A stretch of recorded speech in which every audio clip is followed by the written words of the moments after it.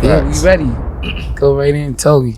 Yeah, you already know what it is, man. It's your boy Kale So Frosty. I'm here with my co-host Flight School Pre. And who we got in the building today, man? The boy Charlie, notorious AVE. God is great in the paper straight. You heard? Gang. Helping well. Can we get a chance? Likewise, You know what I'm brother. saying? Real niggas keep their word, man. I won't switch up. Facto. You know, we was trying to get you in here for a minute. You said, yo, when you do your promo run, you gotta definitely holler at us, and you definitely holler at us. Mandatory. We go back, way back. We go back like red and black lumberjack. So, nigga, I always keep my word. That's my word. I'm proud of you, my nigga. Like, staying consistent. That's what be wrong with a lot of niggas. Where we from, niggas don't stick with nothing. That's why niggas don't have nothing. You know what I'm saying? Fact. It ain't, if you don't stick with shit, you can't build it up to a level, nigga. Yeah. Real shit. And and when you sticking with it, niggas will be hating on you. Like, man, what the fuck? Start throwing shade. Like, nigga, all you had to do was work, nigga. Yeah, hard work, dedication, faith for God. I get a lot of hate from this podcast joint, man. Believe me, man. Both. So let's start like this, man. We gonna start from the beginning, man. Where Troy Ave is from, man? Man, according to Google, they say I'm from Brownsville. I'm not from Brownsville. I was probably born like nearby there, but I lived in Crown Heights. I lived on St. Mark's and Notion, between Notion and Rogers growing up, and then I was born in Brookdale, and then I moved to where I got my name from, Troy Ave and Union Street. And then, that's when I started running around the bush. That's where we linked up at and shit. Yeah. Shout out to the whole Flatbush. I went to mad schools because I was fucking active in the schools. So I used to get kicked out and had to go to... You was on some bullshit back in the days. I was just on... I hate to say young dumb shit because niggas always use that phrase, and I feel like that should be like a cop-out for niggas. Yeah, you on some young dumb shit, but like... I just on bull. Nigga ain't had no real guidance. Yeah. And nigga ain't know that the people who we was looking up to was really bums. You feel me? That's a fact. Real shit. So we thinking, yo, this is what we gonna do.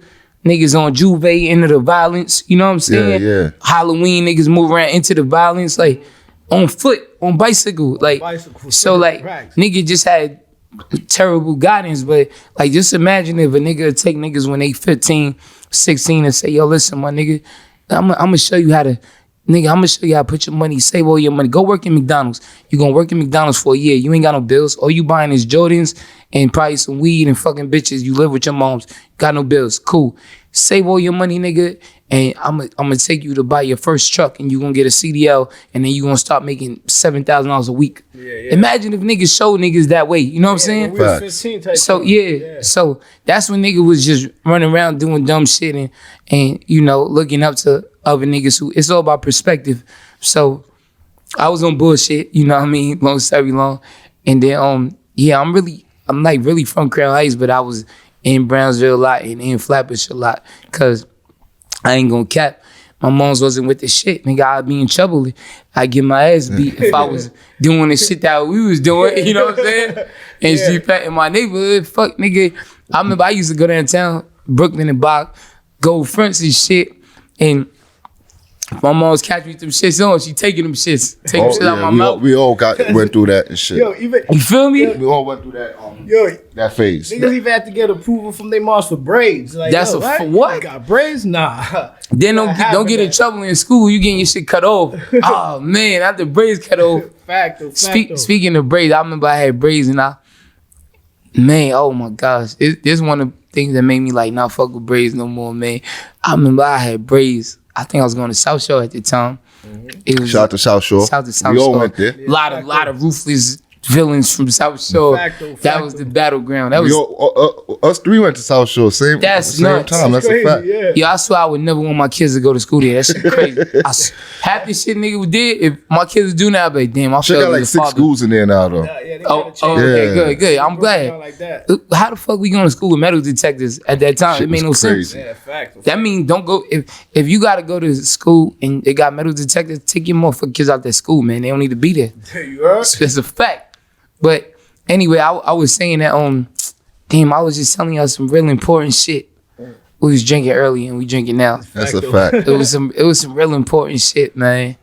It just fucking slipped. It didn't come to me post. But so, real quick. But when did you get into the music? Around that time? Nah, I got into the music a little. I got into the music like maybe like around the time I started freestyling and smoking weed in hallways, you know what I mean? Stupid shit, smoking mad weed, freestyling. And then the ill shit was that I had gotten in some trouble. Like my uncle always used to have music and shit, like mad cassette tapes. That was the shit, mad cassette tapes. And he had all the raps. Like my pops and my uncle, them niggas is like from first generation of mad hip hop. You know what I mean? Like them niggas know Run DMC. They from the hood, all kind of shit like that. And so like they exposed me to rap, but like I used to get into it just freestyling hallway, and then like I didn't know who I was better than. People just started saying, "Oh shit, yo, you nice."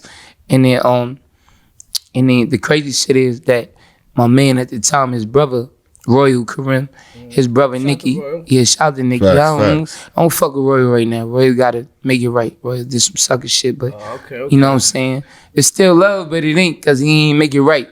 He brought a sucker around, the sucker did some sucker shit, and he ain't correct it. If I bring a nigga around y'all and I vouch for him, and a nigga do some sucker shit, you gotta correct that. That's a fact. That's just real man shit. And at this point in life, if a nigga ain't on real man time, or don't get on real man time, I gotta have him around me. I'm too rich for that. It makes no sense. Facts. You know what I'm saying? That's money is freedom, or the mother. Facto. I remember a nigga was in, like, this how I knew. I would hear niggas say, I think 50 Cent said money is freedom before, and I would hear niggas say that. But I realized it when it was a nigga from my hood, and they said something. It was somebody like talking shit or hating, and I'm like, nigga, how the fuck you around niggas? And they saying shit. He's like, yo, boy, I be sitting here arguing with these niggas all day, but I can't do it every day. Nigga, I gotta be out here with these niggas every day. What I'm supposed to do? Oh, so you don't got no freedom, nigga, because you don't got no money. Because you wouldn't be around niggas who you don't agree with. You ain't like-minded. Ain't nothing to be around. But back to me with the music shit.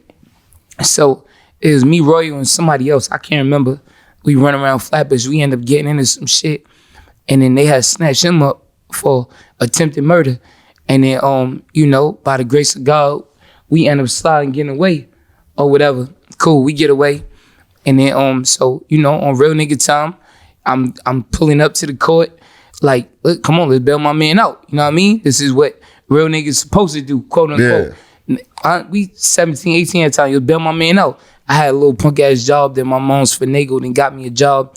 And then plus, me and Roy was selling 8 balls. We going to some Jamaican nigga, we getting 8 balls for $80. We sell them for $120. You know what I'm saying? So nigga getting a little bit of chicken. Back in the days, right, you feel me, bro? That's when the 8 balls was $120. I doubt they $120 now. Oh man, fuck no. For you can't get 8 ball, nothing for that shit gonna be fucking isotol, nigga. You know, bullshit. So anyway, I end up going to the matter of fact, the nigga brother Nicky took me to the studio before. Nicky took us to the studio. It was a nigga named Shatik. Dread nigga, shout to Shatik. Nasty little studio off of like Washington and Fulton Street, around that area. And the shit had roaches in it, but like it was whatever. Nigga was in the studio. Nigga had a stocking cap over the mic, like just real gutted shit. I go record a couple songs, so then they go from, oh, this nigga could freestyle in the hallway and smoke weed and sound good, to, oh, he got a good voice. And you know, rap. Put large percentage of your voice. You know what I'm saying? Nigga talk about bullshit all day, as long as you got a voice. And then so I'm there, I'm rapping and shit. And they go, oh, I got a good voice, playing it for people. They like, oh, they fucking with it. And then I go to, so we get into the shit, me, Roy, somebody else, I can't remember. And the nigga end up, whoever we got in shit with, Roy would get locked up for attempted murder. And then we got away. And then so I'm like, all right, we got to bail my man out, because that's what the hood taught us. You bail your people out. You know what I'm saying? And so I go down with my money, yo, how we can get him out. Not knowing, man, they not giving this nigga no bail right now, whatever. But his brother, Nicky, the nigga Nicky kind of fake scared me straight on some, yo, he was mad dramatic with this shit. You know what I'm saying? At the time, it seemed like end of the world. And I ain't never be involved in no shit like that. Little robberies, shootings, like not no attempted murder. So nigga on life support, we don't know what's happening. So nigga like, yo, my little brother's away for life, and y'all throwing your life away, and y'all nigga, you better get your ass in the studio and stop bullshitting. I know you was there, whatever. And I'm like, damn, nigga, you saying this nigga going for life? And this shit was 24 hours ago, nigga. How you get all this information? Who are you? The district attorney? When you young, you don't even think about shit like that. This nigga telling me pure bullshit. But it sounded like, oh shit. At least he got you in the studio. He got me in the studio. Yeah. And then long story long, Royal ended up getting out. Think it was it's past the statute of limitation. I think they paid the nigga who was on the life support and whatever. He ended up getting out. So, we ain't learned no lesson. I was right back in the shit. Like, oh, we could get in this shit and get out of it. It ain't no big deal. Mm-hmm. So that was the end of that. And then that really got me in the studio, like recording and doing music and shit. Like my first vocal recordings and shit. One thing I noticed about you when you first started doing music, you had like a different like marketing scheme from a lot of rappers. That's like, a fact. You were like one of those guys that was making sure like you was putting yourself next to the greatest when you do put out a mixtape. Like where did that come from? Like you had like Troy Ave versus 50. Yeah, like Troy Ave versus whatever. Like explaining to the people and shit. And I mean, like it'll be a mixtape with like 50 Cent songs, Jay-Z songs. Everybody in the industry, then you'll have like Troy Ave songs and them shits. I had a few of them shits too back in the day. That's a fact. You know what I mean? That came from I ain't really had no choice. I had to market myself on some shit, and I wasn't gonna do no goofy shit. It's like, all right, these are artists I listen to. The main thing that happened is I called the nigga to get on the mixtape. This is why I always promote, and I tell niggas coming up and everything, niggas, don't wait for nobody. Put yourself on. You know what I'm saying? Because you wait for niggas, it might not never happen. So I called the nigga to get on mixtape. This one mixtapes is popping. Called the number on the back of mixtape, regular nigga shit. And the nigga told me like $1,200. I'm like, $1,200, nigga? For where? Where at? Yeah, I'll get you like on the bottom half. You know what I mean? Like number 30, 29. I tell nigga, eat a dick, nigga. Hung up on the nigga. Boom. And DJ is fucking insignificant now, whatever. But he was popping at that time. I hang up on the nigga. Nah, I had the $1,200, but I'm not capping. I ain't had $1,200 a blow or to spend. Like, nigga, I had it because I was doing my 1-2. But I'm like, nigga, fuck, nigga, I probably had maybe $10,000 at a time. Nigga, you taking majority of my money to put me on the slot of a mixtape that you drop 4 of a week. I said, nigga, you know what? Fuck that. I started asking around. I started shout out to the African niggas who used to sell mixtapes. I started asking around like, yo, where y'all get? Those niggas became my distribution network, but I found a spot in Manhattan called MOS in Harlem. And I said, yo, I'm gonna put out my own mixtape, and the shit gonna have, for that same $1,200 less than that, I could put out my own shit, and I go hand in hand and sell it to niggas. You know what I'm saying? And then I always knew that, like, I got that from niggas in Texas, like Little Flip being independent. Master P. I had a homeboy Lexo. Shout out to my dog Lexo. Lexo was in South Shore. Y'all probably remember him. Nigga was wilding so much. I mean, we got into some wild shit. Over on like, remember the B, what the fuck is it? The B-17. Yeah, B-17. And the shit used to go like into like East Flatbush off of like Linden or whatever the fuck where the Popeyes is at, and it was a Burger King. Church Ave side. Church Ave. Yeah. Nigga, we got in some wild shit. My man Mouse, Lex, like, nigga, it was on some, back in the day, as niggas is like, niggas come through. Nigga, Crip, where you Crip from? Niggas pressing niggas. It was, niggas got rid of so much blood, niggas. It was just like, now you turning on Crips. It's like, you know what I'm saying? Nigga, what set you from? Niggas just got mad questions. For every question, nigga, I'm gonna ask you 3 questions. For every question you get wrong, I'm gonna slap shit out you. Like, that's the type of time niggas was on. Yeah. So some nigga came to school, a couple niggas, and they was from the 90s or some shit. And nigga came through talking about he Crip or whatever. We ain't like no new Crip niggas. Not at that time. Like, fuck is you from, whatever. End up doing something pressing the nigga, and I don't know if he answered the question right, whatever, but I remember in school, this is all stupid shit, thinking back on it. I think the nigga, I had like my name, Smiley Loke in the shit or whatever the fuck it was, C-Gun, whatever the fuck. And a nigga might have crossed it out with some dumb shit. I'm gonna kill this nigga. What? Crossing my name out on the school desk that I don't own. Fuck, bro. Nigga. So I get on the school bus. I get on the B-17 city bus. And nigga there. I'm like, nigga, you did such and such. And the nigga, I just remember him having a hard face. Like, one of them fake tough faces. I used to like niggas with them tough faces because I like, yeah, oh, you gonna be a bully, nigga? I'm a bully you. I'm a bully the bully. I'm smiling. They call me Smiley Low. Nigga, I'm enjoying life. I like the niggas with the, because I knew all of that. That shit was cap. You know what I'm saying? Cap, all that fake tough. Big cap. Nigga might have had a gold tooth at the time and shit, looking hard. Nigga, you did such a, he was start with the face, nigga, I just went on, start fucking him up. And then whoever around him, then my people went on shout. My man Mouse is deported, man. Bring Mouse back. Anybody watching this, if you know how to get niggas back, he in Trinidad, I'll cash out for it. I'm really looking to get the nigga back. He a good nigga, man. Yeah. Nigga, I'm talking about we hopping out the city bus window and shit. The shit go from there, mad stops to get to Church Ave. We tearing these niggas up bad. Like, nigga, we victimizing these niggas. And they supposed to be all hard, gangster shit. Like, cause you know, if you really on timing, the coolest niggas be on some gangster shit. The niggas that act tough and want to bully and shit. Them niggas don't really be on that timing and shit. They on sucker shit. You abusing your power, nigga. That's a fact. We know we all gangsters. That's like a persona and shit. Like, they're like a shield and shit. Defense mechanism. Exactly. Right, for some sucker shit. Facts. You could be mad, nigga. You could be a whole murderer and you just chilling. You ain't starting nothing. You ain't starting nothing. If the problem come, nigga, I'ma address it. But I'm not going to, look, if I got my gun on me, I'm not going bumping niggas. I got my gun on me, I'm chilling. If you bump me, step on my sneaker, say pardon me, all right, it's all good. But if you, yo, damn, my nigga stepped on my sneaker, nigga, fuck your sneaker. All right, nigga, now it's on, I'm gonna do work. Yeah. But long story long, the hard face nigga, we tearing these niggas up and a couple other niggas. And anyway, damn, can't answer for the hoes on the interview, man. We gotta text it back. Just somebody else, cool, but this is my man shit, word them over. So anyway, let me stop capping. I'm gonna text her. You know, niggas be fraud. Yo, you ain't pick up. I ain't fucking with you. Fuck out of here. Nigga, I'm gonna play. Nigga, nah, this is new pussy. I want the new.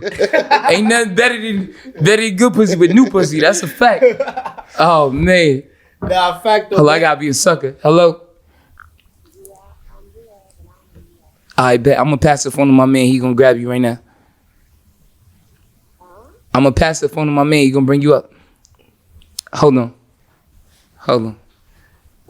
Oh, in the camera and shit. You know what I'm saying? Come on, man. Nah, that's real shit. We gotta edit that. We leave that shit in. Leave that shit in. Yeah. So, go ahead. So anyway, what I was telling, the bus. So we get off the bus, we tearing these niggas up from Flatlands to Church Ave. That's a long ride. 10 niggas up, wedgies, all kind of wild shit. Like, nigga elbows. 10 niggas up, niggas hopping out the window of the bus, throwing niggas out the window, boom. Then hopping out, how you throw a nigga out the window? The city bus, I don't know if they do it now, but since used to fold up, open the window, throwing niggas out, and then hop out after them. We get to Church Ave. I don't know what the fuck happened.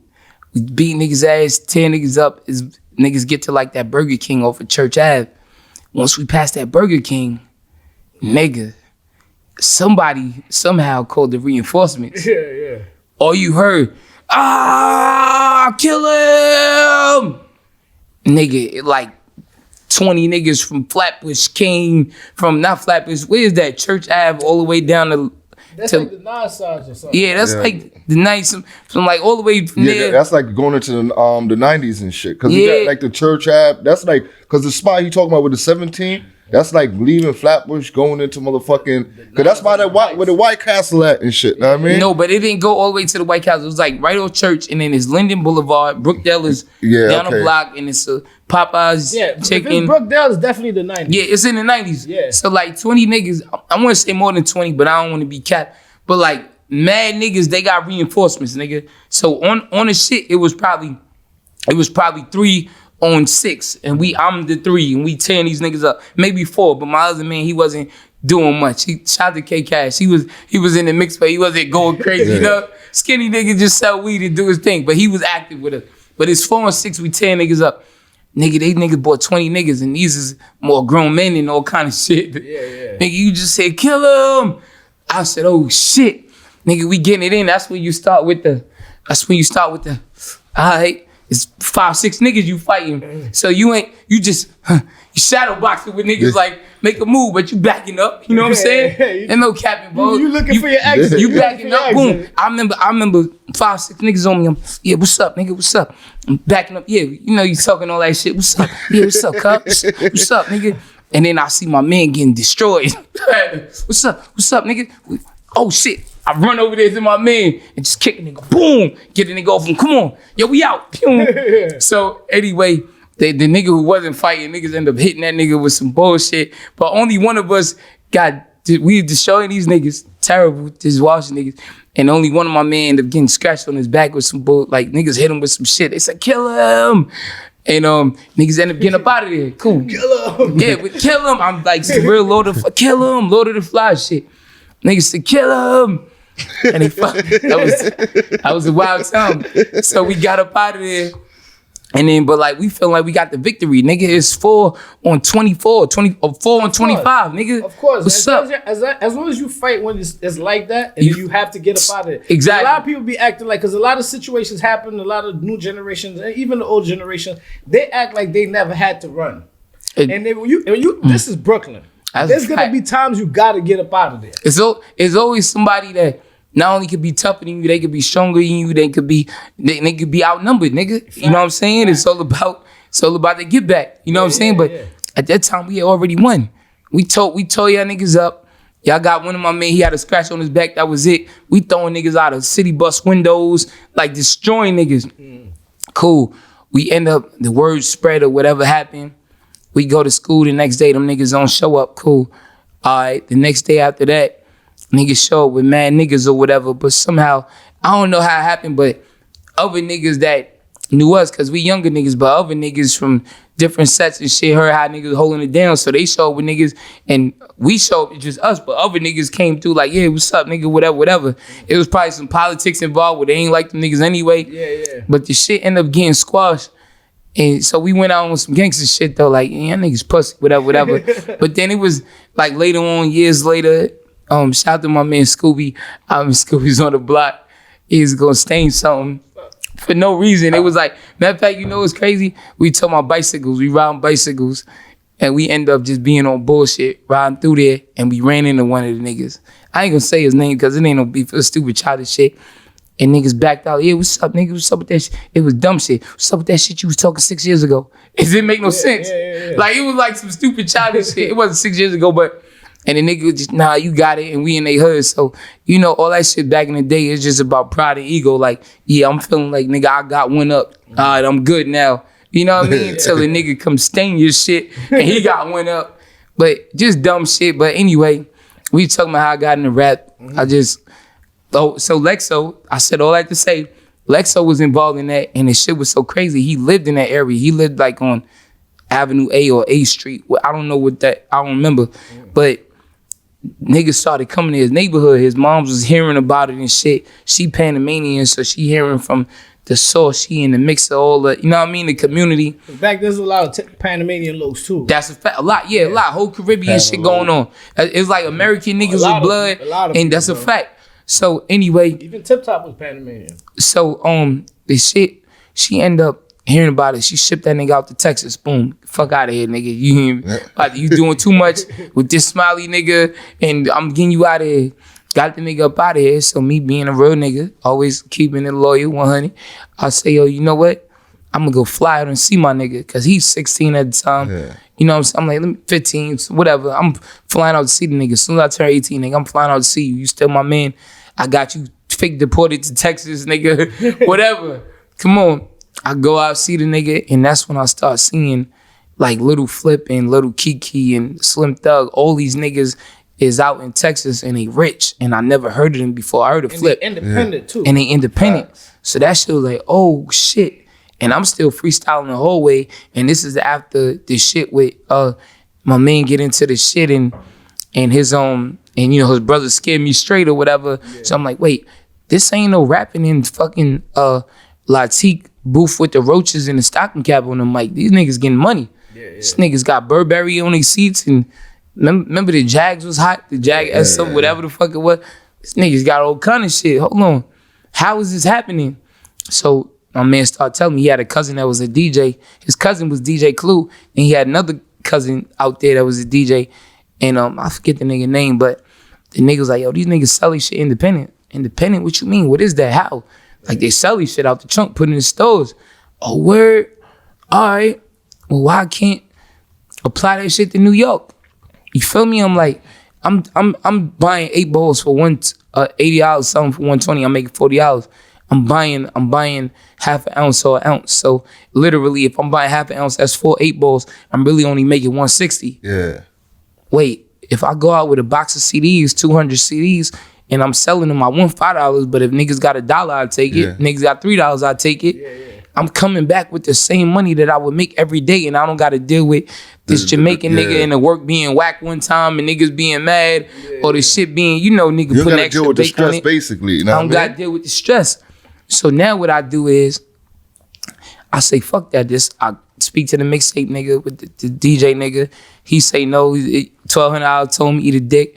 I start making, or the move. I say, yo, how could I market my shit? All right, 50 Cent bubble and mixtape Dipset. I say, yo, I'm gonna do Troy Ave versus 50 Cent. Troy Ave versus Dipset. Troy Ave versus G Unit. But I'm not gonna be dissing them niggas because I'm never a hater. You can't diss niggas that you have no personal problem. And nobody took it that way anyway. You feel me? And a lot of people don't know that because I watch a lot of interviews and shit. I seen all your interviews too. And they never brought this up. But a lot of people don't know that Method led you to get a deal with Def Jam. What? That's the thing. Niggas don't go that far back. Exactly. That's Brooklyn shit that we would know. Niggas don't go that far back. Niggas don't know Troy Ave selling shit out the trunk. But I didn't get the deal with Def Jam. I got a management deal with Butch Lewis, and he had a label with Def Jam. Like all that shit with my shit being on BT, I thought I was lit. You was on BT heavy around them times. And at that time, I'm from New York City where it ain't shit pretty, but the girls and they most ain't right. I'm from BK, New York. I'm putting on for the city. I'm not trying to sound like nowhere else. I'm putting on for the city. Fuck that. I do that shit. Oh, Bush got me on it, but I paid for my own video. I paid $30,000. It wasn't no digital camera. This shit is filmed. And then it was one of those mixtapes you had, and it had a no track, but you had labeled as Jay-Z 45. And it had everybody going crazy. Niggas thought it was a Jay-Z exclusive. 45? You know what I mean? Remember that's, oh, man. You bring me back to the good times. Those be the grind. Niggas appreciate the grind. I told you, I had the mixtapes, bro. The way you did it was a real, it was real different. You know what I'm saying? That's a fact, though. It was different from a lot of ways people was trying to come up. Because everybody at that time was figuring like, we got to get a deal. Yep. You know what I'm saying? Or get on Smack DVD or something, like that. You came through and you just kind of like, I'm gonna make a deal. I'm gonna make a deal. Fuck it. Because it's like, all right, if nobody helping you, what you gonna do? You gonna help yourself. Facts. Let me ask you this question though. As you was doing your thing and all that at the first, I know how was like the reactions to the people like when you was doing your thing? It was love. It was OD love. That's when Brooklyn was love. And I know like, I don't get fucked up. Brooklyn is still love. It'd be a lot of cap. It just wasn't no internet shit. Brooklyn is still, I'll be at the Barclays. I just went to the Barclays and seen the Nets versus whoever a couple days ago. It'd be all love. You know what I'm saying? Fanfare pictures and it's all love, whatever. But at that time, it wasn't no internet. So at these times, this real nigga timing where like, you couldn't say nothing about a nigga and it would go far. Because you had to see that nigga. And if it's a problem, nigga, you know what I'm saying? It's on site type shit. Yeah, it's on site. That's how niggas was raised. Like, nigga, you got a problem, niggas on site. It's not no negotiating. No negotiate with terrorists. The internet just throwing shots, whatever. The internet just fucked the game up. You know what I'm saying? Yeah. So at this time, it's like love, and I'm like self-aware. I don't think my shit was the hottest at that time, but I was trying, and all my shit was true. I was speaking my truth. I wasn't rapping about being on fucking 68-foot yachts and shit. I didn't have that. I'm rapping about selling fucking 8 balls. Facts. And you feel me? Like, this is what I'm doing, nigga. I'm doing little robberies and shit and shooting. Like, this is what I'm rapping about. I'm me. So anyway, niggas is supporting. Like, niggas who ain't... Man, it been a point where niggas' moms is coming in the CD, in the crib with my CD. Like, yo, I put the CD from this young man, whatever, supporting him.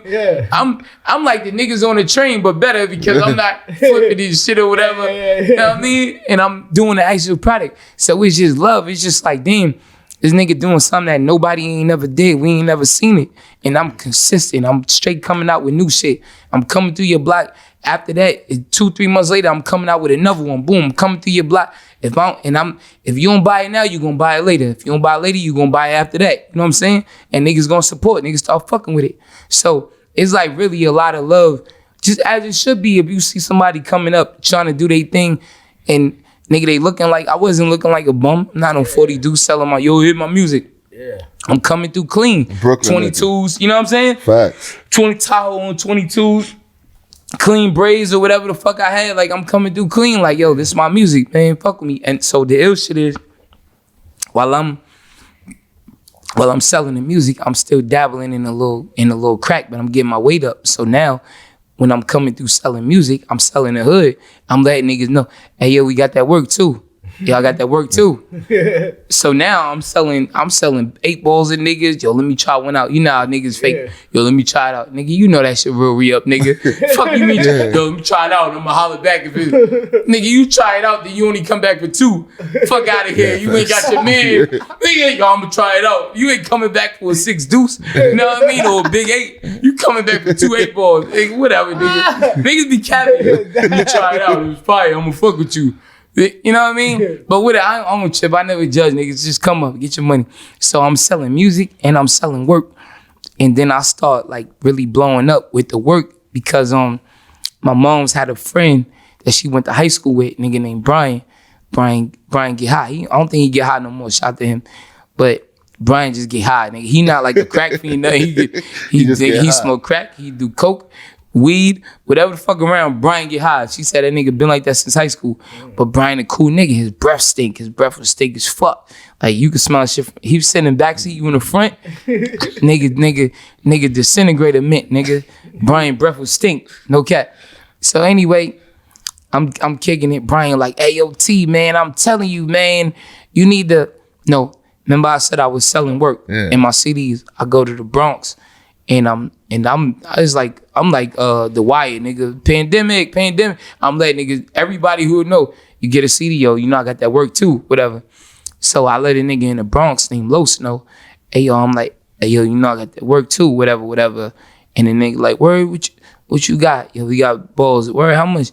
Whatever, I tell him the price. Yo, I'm in the Bronx. I'm like, 130. I'm really selling Brooklyn 120, but you know, 130, nigga. And he like, oh, all right. So the nigga ended up, long story long, he ended up putting me on, like, yo, nigga, I got coke or whatever. And I said, word. I said, yo, how much? He's like, yo, 26 a gram. I'm like, I don't know nothing about cooking no grams. I'm like, word, all right, I keep it in mind or whatever.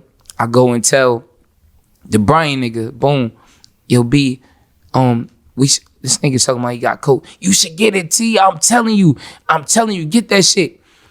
I'm like, where get it? He said, get it, man. You could go to the clubs. That's when I got clubs like Club Cielo in Manhattan.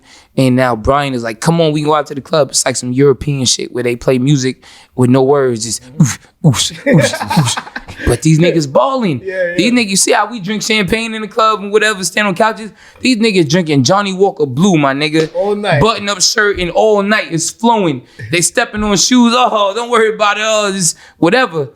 And having a good time. Having a good time. Niggas from all over, mad European in there. And I'm just like, what? Some DJ named Francois. He be like, Francois, let the children play, Francois. And he dancing in the middle of the floor, house music shit. And I'm dancing with these niggas. I'm getting money. I'm just like, I'm selling 20s and 50s. Brian's getting, y'all bag it all up. Brian like is. That pace had like Brian neon lights in that shit. No. They wasn't raving. The niggas do coke and they drink fine liquor. So, nigga Brian's selling all the work for me. And he just want to get hot. And they're like, all right, cool, yeah, no doubt. B, go ahead. Niggas selling mad 20s and 50s. Yeah, these are my people, T. He don't even know them.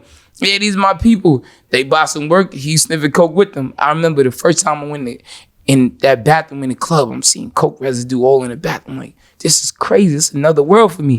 Because black niggas in the hood, we know crack. We know crackheads. We ain't seeing niggas rich or with more money than us. And maintaining on that shit. Doing this the first time when I started doing that, selling, I'm saying doing that, pause. When I started selling like coke, that's when I didn't know black young niggas do coke. Yeah. I didn't know that. And then you had niggas that was, it was like taboo. Niggas like, yeah, I'm gonna get it for my little bitch or whatever. Yeah. And then niggas would get comfortable and slip up. Yeah, I need another one. Oh, you got that little bitch? Nah, but yeah, she coming. You know what I'm saying? Word to mother. And she was nuts. I know exactly what you're talking about. Yo, you be like, nigga, you do. You fucking real. But you can't judge him. You gonna get the money. Yeah. You know, I ain't no motherfucking therapist. Yo. This ain't no intervention. So fast forward, right? So as you doing your thing, that's what inspired Bricks in My Backpack? I'm in Traffic came before Bricks in My Backpack. Okay. So, did it? I think so. Yeah. Bricks in My Backpack. No, but the whole persona of Bricks in My Backpack, right? Does it come from that time? No, hell, that came from after. Okay. That was Bricks was in your backpack. That exactly. Cause it don't never be no cap. I'm not rapping about bricks and I'm selling 8 balls in corner pockets. I ain't have it. So somebody knocking. So anyway, yeah, this shit is raw. Y'all niggas knocking at the door kind of shit. I don't know. Yeah, I don't know how she looks. It might be catfish. I don't know, man. You were saying that shit earlier. Off the gram. Too. I don't know, man. If we got the shooter on camera, we gonna erase the camera, man. We don't know what's going on. You feel me? So, anyway, back to the 8 ball shit. I started doing I'm in Traffic. Yo, we good? I know you want to let it run. We just gonna go. We just gonna let it run. Oh, my son Dub probably. Let me see. Oh, she ain't no catfish. Okay. Good night. Okay. Oh man, stop it. You thought we gonna take your Louis boots? No, but pulling up in Louis boots and shit.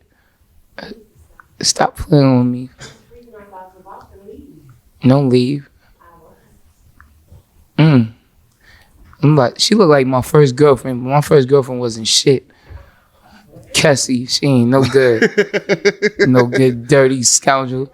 You can say whatever you want, except my face, because I ain't gonna do that shit. I've been drinking. These niggas have me drinking all night, man. We uncut. We raw and uncut.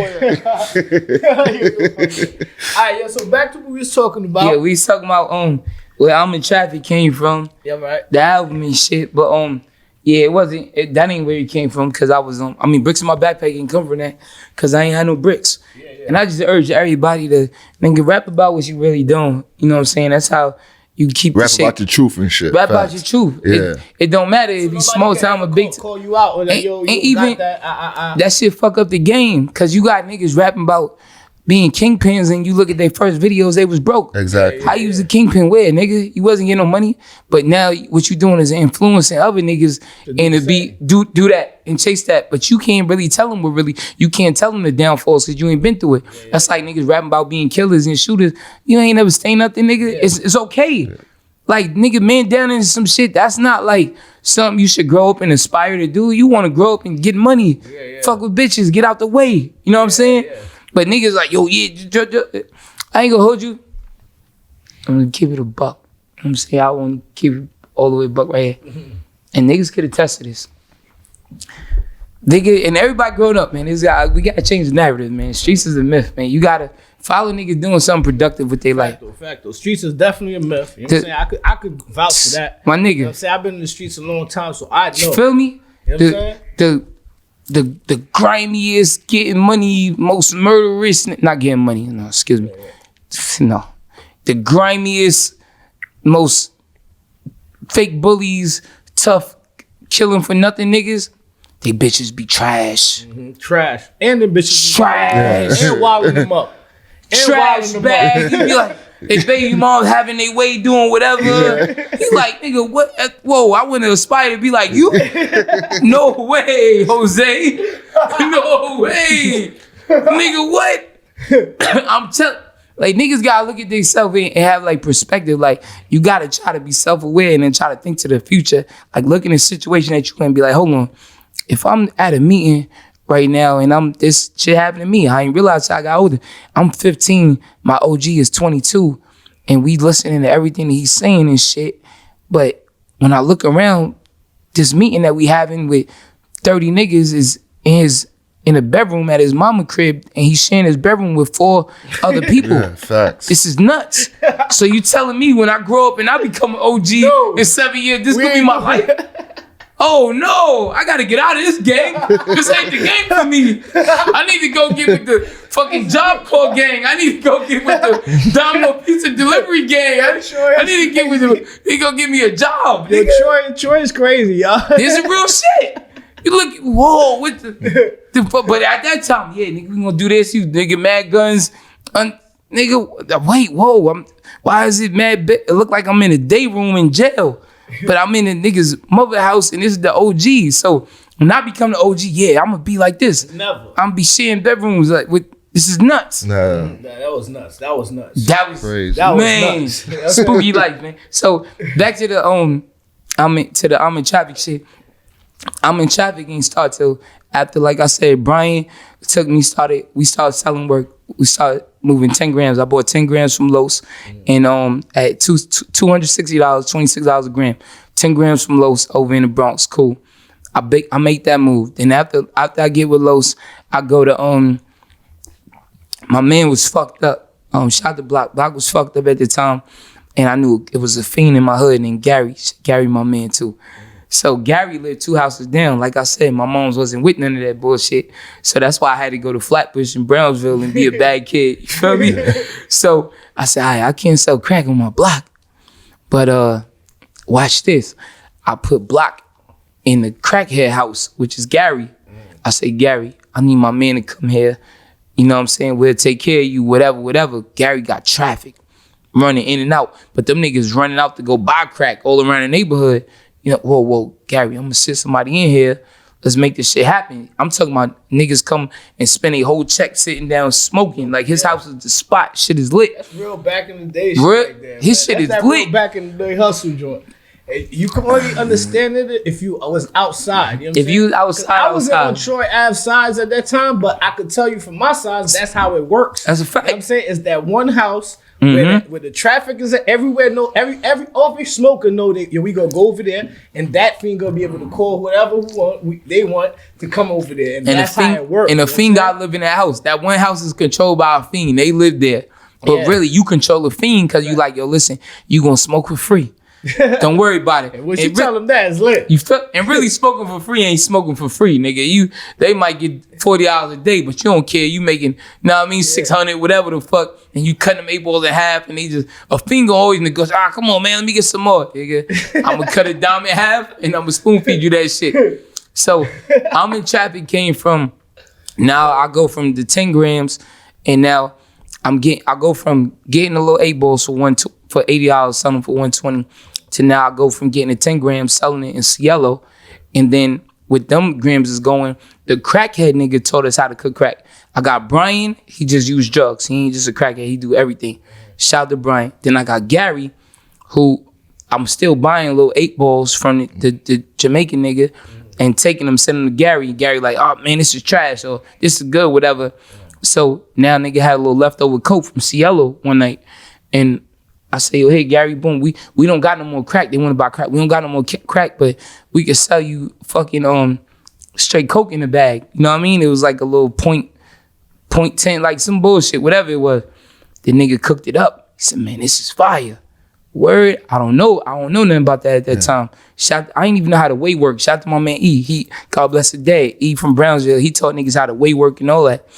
So I'm going to, I go from the 10 grams and buying the 8 balls. So now I say, wait, I'm gonna stop buying these 8 balls, an ounce of 8 balls for $1.20 or whatever. I was probably buying a half ounce at that time. I'm not even gonna cap. I'm buying a half ounce, and I say, wait, let me add that money from the half ounce with the fucking money that I'm spending for the 10 grams, and then I tell the nigga Los, hey yo Los, let me get the 10 grams plus what I was buying in hard. Let me get that in soft. So now I start taking that soft. And I'm saying, yo, all right, I'm going to take this 10 grams of Club Cielo and sell it. And then I'm going to take this other soft that I bought instead of buying the 8 balls at $120, take that shit to Gary, let him cook it up. Yeah. And it's all off him cooking 1 gram. Like, you, my nigga, think about how ridiculous it is. Crackheads like to smoke immediately. We selling niggas .2s and .1s and they cooking it up. So That's crazy, my nigga. Yeah, that's a fact. So now we go to Gary cooking this shit up in a real glass jar and shit. Some real fiend shit. Yeah. We take the shit to Gary cooking up. All right, so now my re-up is getting bigger and bigger. And I'm always a nigga, I ain't gonna go blow my money on sneakers and shit real quick. Like, I'm gonna save because I see the bigger picture. Okay, so I asked the nigga Los, I say, yo, if I'm getting 10 grams plus whatever it was, 14 grams. Hey, yo, what if I get, I'm asking him, like, what's the different measurements and shit? He like, yo, 28 grand or whatever. What's double that? It's 56. What if I get 56? What you give it to me for? He said, yo, I'll give it to you for 25. So I'm like, wait a minute. That's a point. I'm saving $56. All right, cool. Let me get that. You know what I mean? So now my re-up is getting bigger and bigger. And now we selling probably 2.5 8 balls a day on the block. I put my man in there. I say, yo, you sell the 8 balls, nigga. Just give me $100 a day off of every 8 ball. He making $350 off the shit. We not paying $80 no more. We paying less because, you know what I mean? Yeah. Whatever. We paying 26 times 3.5, whatever it was. Yeah. So we paying less. Now we making more money. Yeah, I'm like, yo, give me the money. Give me the that's that South Shore education. South Shore ain't all that bad, y'all. It ain't that bad. A lot of criminals and murderers and thieves, but we knew math. So anyway, nigga getting that money, and I say, yo, I remember I bought my first 6 deuce. I bought 6 deuce. I felt like I made it. That's when you start feeling like you made it. You feel me? I said, oh shit. Nigga, 62 grams, nigga. I bought it from a nigga that his family owned a salon. I'm like, Spanish nigga shit. They own a salon. I'm like, word. And I bought it from my man. He plugged it. Whatever. Niggas in the white Escalade. I never forget it. We went mad far out the neighborhood. Bought a 6 deuce. I felt like I was on. And then from there, I bought a big 8. And then when I started getting around all right, so now I'm selling big 8s. And we talking about music. I'm getting into work, but fuck it. Niggas got here to work. Bricks in my backpack. Exactly. You know what I'm saying? Because like you said, you rapped about what you live. So we getting from being in traffic to bricks in my backpack. Fact though. So here go the traffic shit. I get to 125 grams, and now I'm lit with the work. We selling mad 8 balls out there. This crib is literally 2 cribs down from my crib. It's 2 cribs down. We selling mad 8 balls, whatever. And then I'm selling now. I'm selling so much work because the customers that I'm meeting at Club Cielo, now they become weekly customers. Yeah. I ain't just seeing them on Tuesdays and Thursdays. They all around, whenever, wherever. Yo, I'm not here. Yo, we having a party favors. I'm coming through with the party favors. You know what I mean? So now I got mad customers on the sofa, whatever. All right, cool. I end up saying, fuck it. Let me go to let me build up all this work, and then one of my people's, my man D-Detta, Derek, D-Detta was in the show too. It's crazy. A lot of good niggas in the show, man. So D-Detta started going out of town, and he's going out of town, and these niggas selling crack. Man, couple niggas, a lot of Flatbush niggas. Everybody was going to Norwich, Connecticut, and they was burning it the fuck down. Like, I don't know who started it, but niggas out there, R.I.P. Gummy from Flatbush too. Word, R.I.P. Gummy, word the mother. Gummy was out there, and niggas was getting a lot of money out there. Like, I mean, I'm saying niggas getting a lot of money. Niggas was getting money. I don't know if it was a lot. You know how niggas always it was enough to feed the homies. Niggas be on interviews always, niggas getting a lot of money. And I always be like, man, this is some cap shit. How you know? If niggas say, yeah, we getting 100,000 a day. Nigga, you getting 100,000 a day. Why you still hustling? Makes no sense. Where's the money now? Niggas be dead. Like, I would look at, I ain't no disrespect, but I look at like Freeway Ricky Ross. Yeah. Where the money at, nigga? Facts. Mad niggas, you be like, where the money at? Where the money went? Especially a nigga like him who say he was never a flashy nigga. Exactly. So where the money went? It be perspective. So niggas be like, yeah, niggas getting a lot of money out there. It be, nigga, always, you see the Harlem stories. Yeah, niggas getting a lot of chicken out there. Niggas making $1 million a day. Nigga, that's cap. Niggas couldn't pay certain ransoms. So let me ask you this. So no, don't do that. Oh man, I don't do that. That's terrible. Oh man, he's on bullshit. He on bullshit. Man, let me tell you. So anyway, I end up going out of town. So Derek going out of town. He like, yo, he know I'm getting to work at this time, but I'm selling it locally. And D like, yo, let me get some of the shit to take out of town. He like, yo, I got this fiend. I can't forget the fiend name, but fiends out of town, they not like our fiends out here. They got nice houses that their parents left them and they just smoking crack and that shit. You know what I'm saying? And he like, yo, I got this nice house. This shit got a pool and everything. Bro, you could grab my son real quick. Go look at my boy. Hold.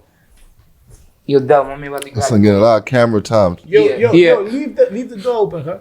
Yeah. So anyway, the nigga say he going out of town. He want to get some work. I said, all right. I said, bet. He said, yo, the house is sweet, my nigga. I'm telling you, yo, it's love. I got a bedroom there. The shit got a pool. All I said, word. I said, yo.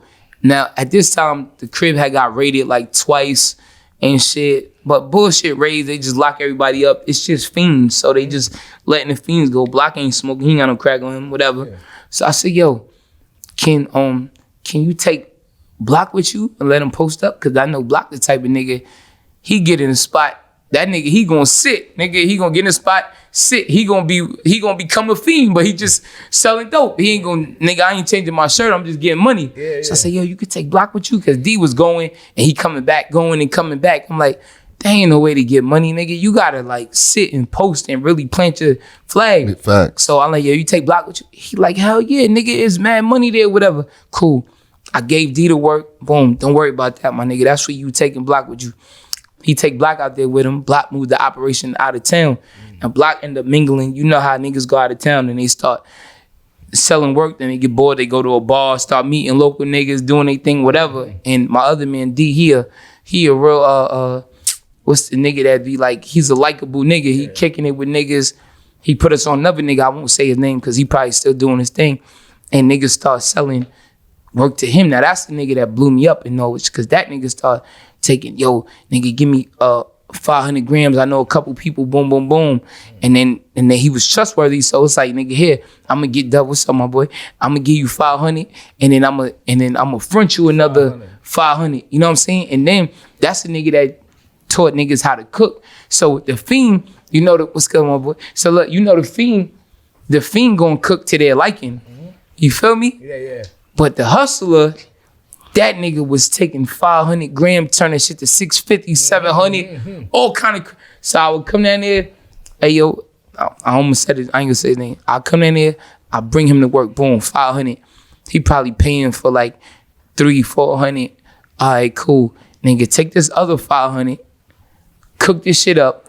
He turned that bitch to 750, nigga. I'm taking that shit back to the town. 750, shit straight garbage. You feel what I'm saying? But we letting it go for cheap. It's moving. No, you gotta move. This is leading up to the bricks in the backpack. This I'm in traffic. Okay. So now this where I'm in traffic coming to play. This where like a nigga start getting money. This where you see me on the brand new Benz, the BSB shirt. I bought a Benz off of getting money in Connecticut. So I'm like, oh shit, this shit is lit. So now I start getting money out there. I'm going back and forth there every 1st and 15, sometimes sooner. The niggas, he grabbing other niggas from CT, yo, get work. Now he become the plug, but I'm really the plug supplying him. Yeah.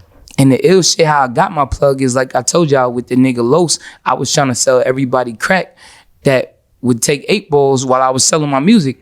So I'm fucking with my jeweler and I'm getting a little coke from the nigga uptown, and my jeweler was a Spanish nigga, so I just assumed the nigga fuck with some coke. Yeah. So I'm like, yo, my niggas, look, I got this, whatever. He said, word. He said, how much you getting that for? I said, like 28, 30, whatever. I'm trying to put your price on little point, whatever. I had to justify selling him half a gram for $50. You know what I'm saying? Yeah. So he said, yo, come here, let me show you something. Nigga go on his dresser, nigga pull out mad birds on top of birds, nigga. Damn. And it's a jeweler, nigga. Oh, birds on top of birds. I'm like, oh, nigga, right then and there, I say, yo, listen.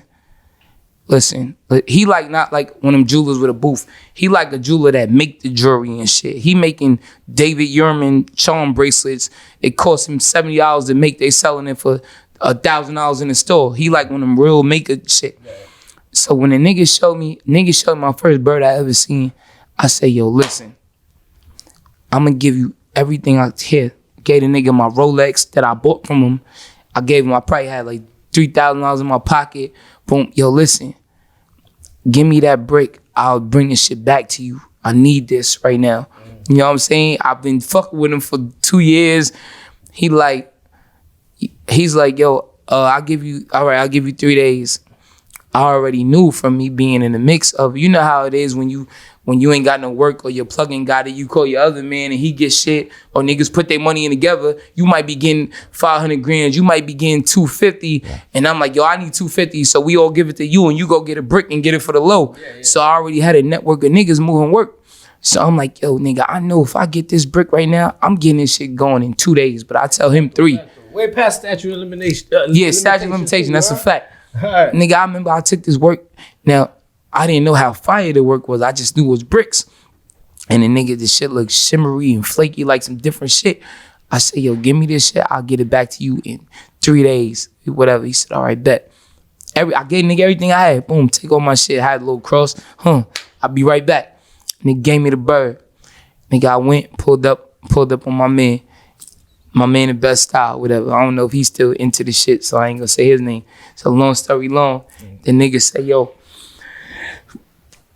I said, yo, nigga, I got it. He said, you got what? I said, I got it, nigga. I said, I'm gonna pull up. We pull up this kitchen, and nigga open this shit. Now, mind, here's a nigga who I was giving money, like, yo, here, go give me some work from wherever you getting it from. I'm buying 8 balls from him, too. Yeah. I just Jamaican nigga, another nigga. I'm buying 8 balls from him too. Cause you know sometimes your plug be out, you gotta get it from wherever. The nigga come with the work. The nigga open this shit up and nigga said, nigga, hold on. Shit came back. Nigga start calling niggas, yo, boom, boom, boom, boom. My nigga, I got that whole brick sold that night. I came back to the nigga the next day. Hey, yo, this is the plan from now on. Here go all your cash, plus all the cash that I made, and keep everything I gave you. I need that same thing. I'm going to keep coming back with that brick. I'm going to keep coming back. I'm putting my whole re-up in all the time, right?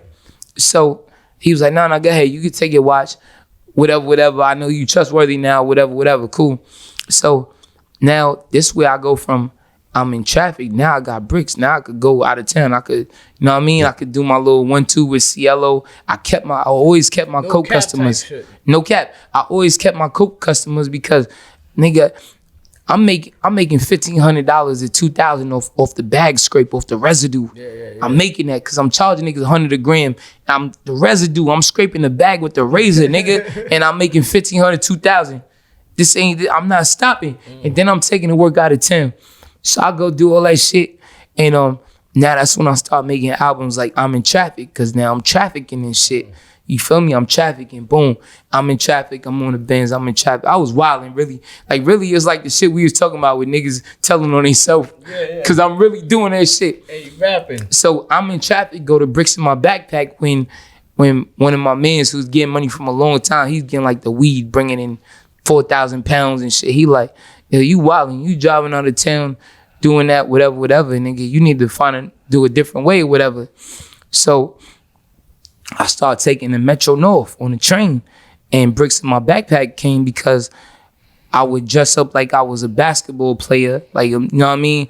I got a backpack on. I got two bricks in it. I got some Jordan shorts, fucking white, a black tee, a basketball in my hand, some Jordan slippers, and a fucking Jordan hat to the back. And I'm just a basketball player, going to AAU, but really I'm going traffic them birds. Yeah. I'm taking the Metro North to Norwich, Connecticut, nigga. Facts. So let me ask you this now. Like, as you moving on, progressing and whatever, you drop traffic, you drop bricks in my backpack. Now you start getting your joint on where the DJs, like the underground DJs in New York, is messing with you, and a lot of them, right? Like, so, like, when you started moving, a lot of people was like, yo, all right, you know what I'm saying? Because a lot of people was like, oh, he's just a rapper. Because, you know, at that time, there was a stigma behind being a rapper. Oh, he's just a rapping ass nigga. You know what I'm saying? Everybody's like, oh, he's a rapper. You know what I'm saying? So now when you get your shit up and you actually, like, transform, and then now niggas start seeing you with niggas like Fabulous. You know what I'm saying? Like, how did that come about? But in my traffic got, like, songs with Jeezy on it, though. No. Nah. You ain't got no industry. Well, okay then. This ain't a rap song. This is my man right here. This ain't a rap song. This is my life. Exactly. So the ill shit is, I took the same formula that I was doing in the Troy Ave versus 50 Cent, Dipset versus Troy Ave. I had an album called The Bigger Picture, Fire. That shit you talking about me, Jay-Z, and somebody else on the cover. I took a Jeezy hook, I sampled it. This ain't a rap song, this is my life. And I told a nigga, put that on this beat. And I sampled that shit. So then, but I'm selling mixtapes. I'm putting Choi Ave featuring Young Jeezy. Facts, and niggas like, yo, this, you know what I'm saying? But the mother, Jeezy wasn't on that shit. Another thing too, right? You know what I mean? Another thing, because the New York City album was a moment, right? And a lot of people don't give you credit for before we get to the all right. You was at the album release party. Yeah, I know. I crashed my beat going to that shit. I want to. That's what I'm saying. Leading up to that shit, so I got a question for that. How did you get into like? All right, so Fabulous. So with Fab, that wasn't even on no rapping shit, cause I'm still trapping. I'm in traffic.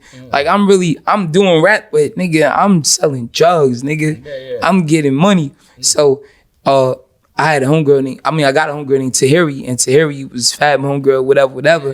Tahiri? Tahiri. Okay. So me and her was out kicking it with some girl that used to manage her.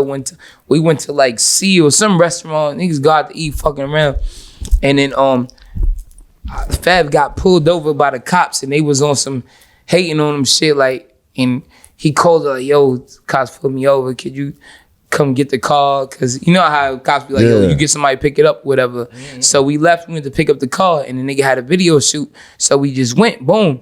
So after that, we kick it, oh, Shy, what up, boy? Fuck with you, introduce me, whatever. It wasn't on dick riding time. It was like, I went from there with someone, nigga, all right, cool. Spun. So, like, cause I ain't gonna be like, yo, nigga, yo, yeah, check my number, whatever. I just spun from there, whatever. Now, later on, I like probably like a week later or whatever, I'm going to get some shit from my jeweler, right? My jeweler like, yeah, Troy, I'm pulling up right now. You and David the jeweler. Shout out to my man David the jeweler. Like, yeah, I'm pulling up. Hold on. On 47th Street and 6th Avenue. So David said I'm pulling up. He like, yo, where you at? I say, yo, I'm right here in front of the joint. I'm parked in my car. I'm about to get out. He said, all right, I'm coming in. And then I get out. I say, where you at? He said, I'm right here. I'm in the truck or whatever. And then he called me, yo, he run in the window, yo. Nigga, I look, he's in the car with Fab. Fab was driving, boom, that's his jeweler now. So now, I guess he see like, yo, hold on, this nigga on time, and he pulling up in some foreign shit, and we shopping with the same jeweler, so he like, all right, this nigga official. So that's when I take his number, give me a number, whatever, we kick it, and then we just start building from there, you know what I'm saying? And that's when I dropped bricks in my backpack, because from I'm in Traffic, the bricks in my backpack, which is like a 1, 2, 3, that's like a classic series. I ain't have no real, I stopped putting out music in between that. I was just trapping, getting money. And then like when I started getting around that nigga and seeing, wait, hold on, you niggas picking up bags from rapping? I'm paying to get in the club. I'm paying $4,000 for a table at a Jeezy club. Shout out to this cap ass nigga one time. We going in the club. He like, yo, yeah, you about to go in? Yeah. He said, all right, I'll go in on the table with you. When the price came, that nigga was kind of like falling back. You know what I mean? So I'm paying to get in the club and shit. And I see niggas going to the club for free and getting money from it. So that's the nigga who, he really showed me that you could really be, you could really be an artist. You know what I'm saying? Like as opposed to me just hearing about it, whatever. So that's when he hosted Bricks in My Backpack 1, and then it was like, I don't need much, nigga. That's talk some shit. I'm gonna take it. I got it from there. You know what I mean? Alright, that's what's up. So let me ask you. So from when you started with messing with Fab, you basically like the game opened up for you. You know what I'm saying? No, hell no. No? Hell no. I felt like it opened up for you at that. Once I see you with Fabo, a lot of people kind of felt like, I felt like people were like receiving you a little better. Nah, not at all, because they didn't even know. I wasn't like a nigga. I'm not posting pictures of niggas chilling and all kind of shit like that. The only thing that was corny, I didn't know. I did some corny shit. It was fake corny. Like looking back on it, I wouldn't have done it that way. But like, I remember we was out in Dominican Republic fucking around. And you know, mind you, I pay my own way everywhere. I'm getting money. So then he needed a video nigga to shoot something. I say, I got a video nigga. I say, I'm gonna tell him to come out here. Nigga flew out, boom, boom, boom. And then I had shot like a video off of Bricks in My Backpack or something. And then the nigga had used a bunch of the footage that was for Fab. He used that footage in my video type shit. And I'm like, you know me, I'm a marketing nigga. I'm like, yeah, use the vacation shit and put my video on it at the end. You know what I'm saying? Which is like, I mean, niggas that do that shit all day today, but that shit didn't feel right with me. To you know what I'm saying? Yeah, it was like that's. I think your moment was really the New York City moment, though. Like New York City album, that was it. Like I was going back to that, and a lot of people don't give you credit for like the Adidas suit wave and shit. Fact though, you know what I mean? In the city and shit. You put that on the map and shit. At that time, you were basically an independent artist, but it seemed like at the time you had like a clothing deal. Nah, was it like that? No, I had I did an endorsement deal. They did an endorsement deal with me, and they was giving me mad free clothes, and Cause that's when we used to that see New York City was different. Printouts. Fact like though. The printouts when you go to the Adidas store, you might see a Troy printout. They did like a campaign, and they was trying to do, because I already started rocking Adidas. I was wearing the soccer outfits that niggas wasn't wearing. That's a fact. And that's when you see niggas start wearing mad Adidas. Niggas that's a fact. That's what I'm trying to show you. A lot of people don't give you the respect for putting that on the map before Yeezy. You know why I'm not tripping though? Like I always say, niggas keep the credit, I'll take the cash. Yeah. So what I did when I did the Adidas shit, I bought stock in Adidas. You know what I'm saying? Because I knew, I'm like, man, this shit about to go up. I don't give a fuck. You know what I'm saying? That's a fact. So I like that when niggas start wearing track pants, shout to Wexler, John Wexler. He was like, Troy Ave is directly responsible for the selling fucking Adidas track. And that was the guy at the time that was the head of Adidas, John Wexler. Right. Yeah, he's still in the mix. Come on, you already know that. That's you a got fact. a good partner right here, man. I need a co-host on the Facto Show. I got to get my shit together, man. My shit ain't together. So, yeah, New York City, the album, that shit came after all the bricks in my backpack, because I was doing I'm in traffic, then I was selling mad drugs, and the nigga Fab, like, gave me, like, hope, like, oh, shit, you could really do this shit. Then I started dropping bricks in my backpack, 1, 2, 3. As well. Yeah, he gave me features after. He gave me a remix like on Merlot, shit like that. And then I think I was on Soul Tape, like shit like that. Like he was on Merlot. You did the hook on the Soul Tape, right? I did the hook. Yeah. That record was my record. I ended up putting out after, but I bought it like, nigga, this shit. Like I'm a loyal nigga, but I fuck with a nigga. I know nigga do some shit. Nigga, you got the wave more than me. Here, nigga, take this shit. I don't need it. Just keep me on the hook. You know what I'm saying? Like, I'm not a greedy nigga. Like, nah, this shit gonna be, I need this shit. So I'm like, nah, here, fuck it. He heard the shit was fire. Shout out to John Cena, he produced it. That was already my producer making mad shit. And then we took that shit from there. Okay. So moving into the New York City album now. So basically, epic album release party. That shit was epic. That was epic. But now when you get to the New York City album and everything, now you start getting in the mix where you have like other dudes from the industry really paying attention. You got Pusha T. You have he did a song with basically Who's Who. You know what I mean? I think that's more Major Without a Deal album. Oh, Major Without a Deal, yeah. Yeah, that's more Major Without a Deal is more with the industry niggas. New York City album was like niggas who I was the BSB, fucking with coming up. Yeah, and I think showing love. Yeah, I think I was doing shit on New York City album. Yeah, I ain't really had no features. Yeah, it was Major Without a Deal and shit with all the industry niggas. The New York City album was where you had the New York City track where you had Raekwon and all that. That's a fact. Raekwon, Prodigy, RB Prodigy. Yeah, that's a fact though. That was one of my boys wanted to ask me, shot to smoke. He was like, yo, how did you end up getting Rick Ross and Jeezy on the same track when they was beefing at Listen, man, Troy Ave, ill nigga. I don't be getting the credit, but I got the cash, so I ain't tripping. Nigga, how about this? I do you one better. How about I'm the only nigga to get Mace and Puff on the track on the Your Style remix? Oh, yeah, that's them niggas wasn't fucking with each other. And shit, that's a fact. Yeah. So, man, I just did it. Like, nigga, come on, I fuck with you. Yeah, niggas do the track. You even had Diddy get on the remix, and that was big for independent. You feel me? Bro. And so I ain't gonna front. Jeezy did some sucker shit. He ain't do the video type shit, which is whatever. Like, all right, whatever reasons he ain't. But like the nigga Ross was like, all right, what we doing at? Khaled pulled up, Ross pulled up. I think I flew to Miami, did that shit the same night. Yo, let's just get the video done, type shit. Niggas pulled up. So, I tip my hat to niggas for that, cause a lot of niggas don't be trying to be with the video shit or whatever. Yeah, you gotta. I'm like, I don't know. Maybe they was still having some beef, whatever. But that was a dope remix. All right, so at that time when you dropped New York City album, basically at that time New York City was kind of dead. You know what I'm saying? Stupid, don't say kind of dead. It was dead, full of dick riders. Niggas was making a lot of bounce music. When you came there, a lot of people don't give you credit because they really give it to like let's say like Bobby Shmurda's. Okay. Maybe like Bobby Shmurda brought New York back, but at that time you really bought the New York City back because that was buzzing. You was even getting that. Fact though. He don't even get a lot of credit for even the sound that Griselda using right now. Yeah, I mean, he kind of ushered that in. He kind of ushered it in though. That was crazy. You know what I'm saying? You see, I put that on Facebook. Like, yo, dog, my son been doing this. But as far as like now, you bringing the New York City back, and everybody's like, yo. Do you feel like they give you credit for bringing New York City back at that time? With New York City music, not drill music or wild, crazy young boy music. But as far as what... New York City, man, do I get credit?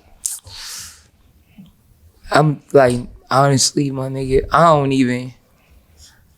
I ain't even really like stop and look at it. Because by the grace of God, niggas so blessed.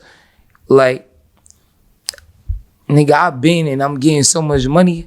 You know what I'm saying? Not even on no cocky shit. You're not worried about... You feel me? Like, I wasn't even thinking about the credit. I'd be like, man, whatever. Because like, I don't know what the credit can get me. Could the credit give me more cash?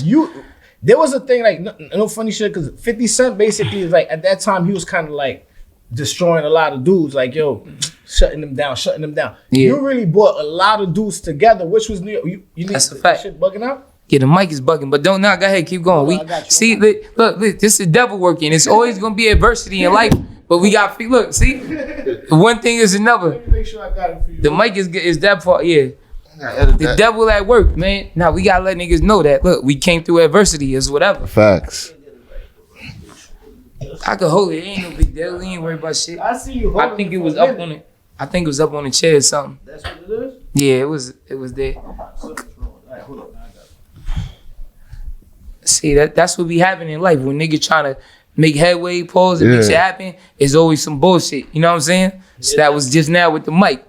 That shit don't work with me, man. I get through all the adversities. Yeah, but like I was saying, though, you got basically everybody, Fat Joe, Raekwon, and everybody. You really got New York back on the joint. You had New York coming back out. And I made an album that I would want to hear. And I had everybody sounding like they was...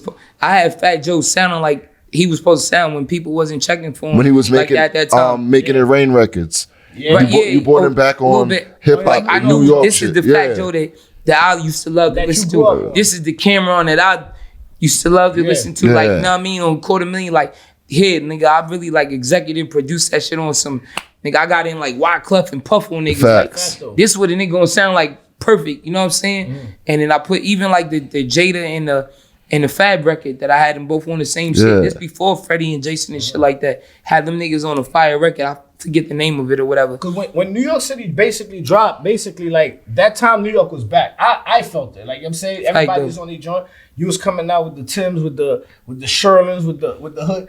Whoa, that was a fur. That wasn't a Sherlin. That was a full length mink. It's a different. That's different shit of 4.0 to 4.6. It wasn't a Sherlin. That was full length mink. All right, so boom, this was. It wasn't no rabbit, no coyote. That was a fur mink. When you see the Griselda boys now, and everybody gives them so much credit for being on so New York, do you ever say to yourself, "Damn, I was doing this already"? Well, you caught hell for that shit.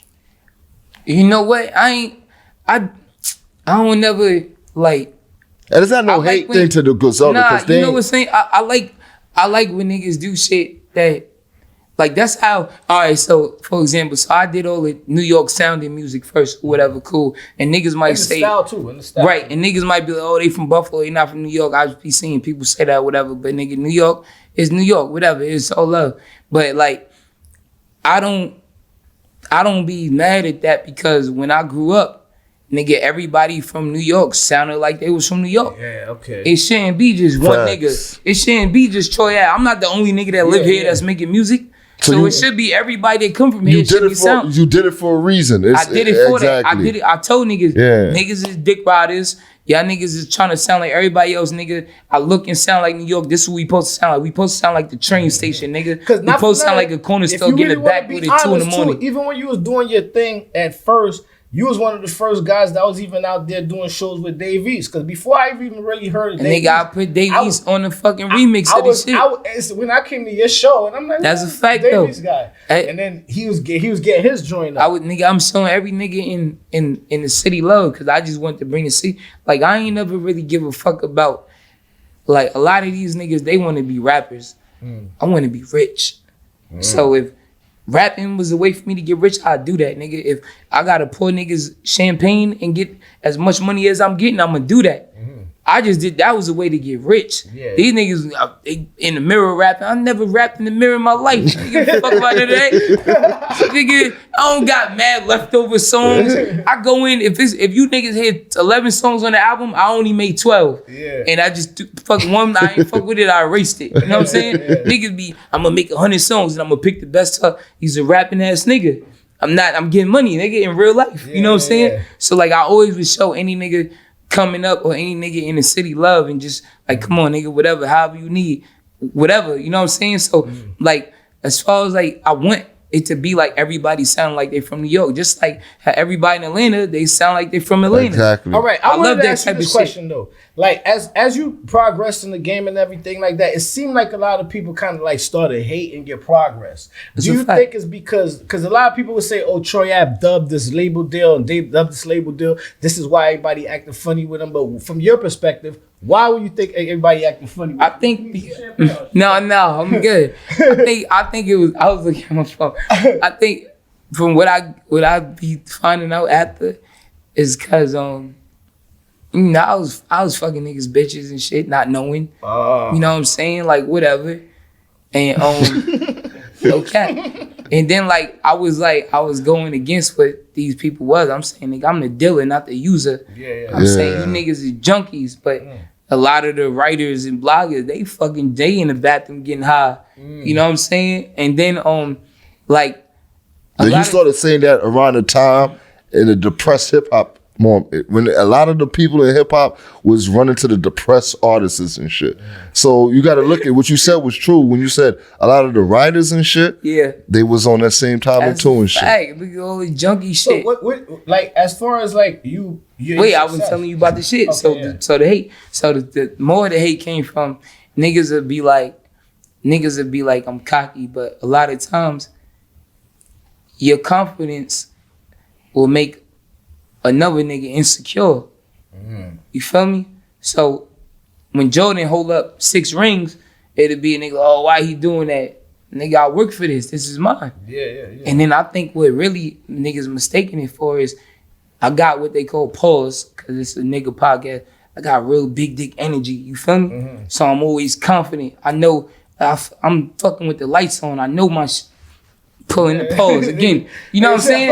So niggas can't relate to that when you like, what can you niggas tell me? I'm getting money, pause, my dick big. And you did it by yourself. I'm really what I talk about. I'm really on some gangster shit. So like nigga, we could be talking, but I really get into the violence with you right now. It ain't no rappers coming here that'll really go in your mouth. You know what I'm saying? So like, I know I'm doing, this is me.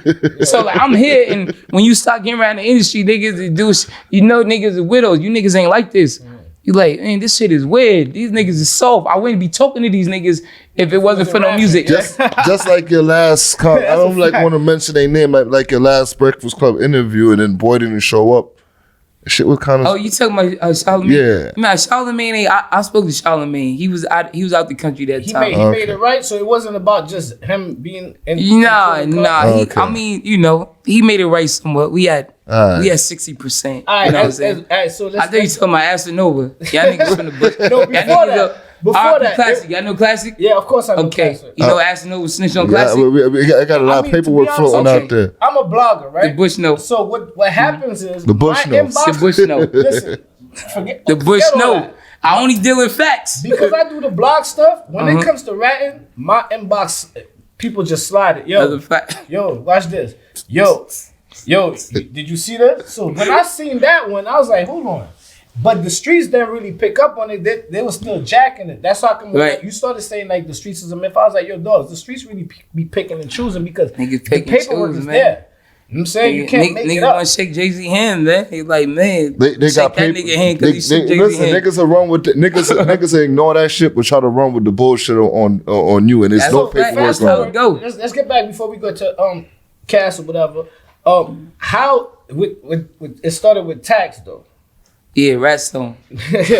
All right, so with Texto, why did he start? Like, what was the problem with any with niggas you? that go against me, they fall in misfortune. Nah, nigga. but fact though, I could give her like a history of that shit. Son used to wake up with this nigga on his mind. Right? Wake up with my dick. Yeah. What was the situation with him when he just comes out of no? I like where he's going with it because you know what I'm saying. Like if it's anything he said incorrect, then I'll add on to it. I know that already, but I want to hear. But I gotta hear it. I want to hear it. Shit, I want to hear. Listen, I follow all that shit on Twitter, right? Nah, he's a big guy's a real journalist. He's a big podcast. This nigga will be on some old. You will never see Troy haven't even tweet for the morning yet, and this nigga will wake up and just start tweeting about Troy Ave, bro. And he's like, "Yo, what's this nigga issue?" Then I remember I was in Europe and shit, and you dropped the So when I be waking up, I remember when he was there's a problem. Nah, we gonna get back to that, right? Because niggas be making they suffer like clowns, you know what I mean? But when I was in Europe, I remember the day I was in Europe and shit, the day I touched down out there is when you dropped the diss track to the nigga and shit. Yeah. You know what I mean? So And he ran with that. Like, you just did a big flex real quick. Yeah, I was in Europe. You know what I mean? Casually said he was in Europe. I rinsed that track like 100 times out there. I ain't gonna hold but that's what I'm saying. Even with that, like when you dropped that track, because even at that time, Taxstone kind of ran with it. Damn, I'm not even a rapper, niggas dissing me. But at the end of the day, if anybody followed him, he would get up every day and kind of diss you, throw shots, like whatever. He got 300 tweets at me. I don't have no tweets at him.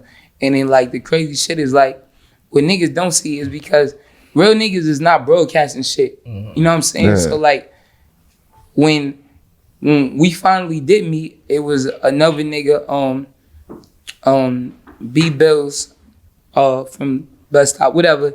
I'm in Brooklyn, bro. He like, yo, this nigga Ratstone out here, man. Yo, can he come in? You know what I'm saying? I know you in here or whatever. I said, let the nigga pull up. Let me talk to this nigga. Whatever. So he like, all right, come on, maybe it's gonna be nothing. All right, come on. So the nigga pulled up and it was like, you know, nigga, fuck with all that shit you was saying. Nah, I only said that because you said this. And the nigga apologized. And that was it. Now, I'm not on no internet shit. I'm not Twitter fingers. I'm just like, all right, it stay there, boom, whatever. I'm not gonna be, I pressed this bitch ass nigga and he just apologizing, whatever. And then like flexing, that shit ain't. And you mentioned that in the diss track too. So now, when that happens, he go and he be like, yo, yeah, I spoke to Troy at me and him cool. Not, nigga, Troy I was on my body, nigga. And I apologize. And you know, if nigga fold, they fold. All right, cool. I'm not a bully. I'll bully a bully, but I ain't bully. Like, all right, cool, nigga, you apologize, leave it there. Like on real nigga time, once you can't pop shit and apologize. You a sucker. Yeah. It should be the end of it. So, but what a lot of niggas be scared to talk and all that loud shit, you know, especially these bitch ass niggas in this shit and entertainment, niggas is pussy. So niggas never seen. We know from being in the hood, niggas that talk the loudest be soft. Yo, niggas be pussy. The niggas that be chilling in the cut will really stain you. And you know what I'm saying? That's why it was easy for him to sell the internet that image and shit. He's not gonna respond on some internet. Right. He's gonna rant on the internet. Exactly. And then seem like you're like falling back. And then the niggas who think that like because I'm falling back, nigga, I'm gonna see you. Know what I'm saying? Like nigga, I don't want no trail of us having a feud and shit. You know what I'm saying? You on some police shit. You keep it on the internet. All right, cool. Right, exactly. So now, like, niggas will see that and niggas will think that, all right, whoever thought Troy Ave was tough and he had a lot of bravado, he bring New York back, if they see a nigga going at you, which and is really responding, and you not responding, they gonna be like, oh, he took his towel. He tougher than this nigga. This is the nigga that got his car type shit, Not knowing that nigga, when I see this nigga, it's, yo, my bad, I apologize, whatever. I'm not promoting it. I'm like, all right, cool, nigga, we go from there. You know what I'm saying? And so now, these niggas will start believing in the bullshit because they pussy, they don't know no better. They just believe in the smoke and mirrors. They believe in a nigga talking loud like that's something. You know what I'm saying? So now they start to side with whatever a nigga say because they scary. It's like if a nigga who you was scared of, now another nigga come and fake bully him on the public. You like, oh, he really tough nigga. Oh yeah, and I didn't fuck with him anyway. So they just got on the bandwagon. And really it's just like, it's just some hating shit which real niggas can't never accept. Like you never could be a dick rider, a hater, a troll on a nigga. That's unacceptable. That's not real man shit. I can't lie, Kodak Black just did a track where he's basically like, I hate haters, you know what I'm saying? I kill killers. You know I have to bring that up. And when I heard that joint, I'm like, you see, this some real nigga joint because a hater's never gonna prosper, bro. Never.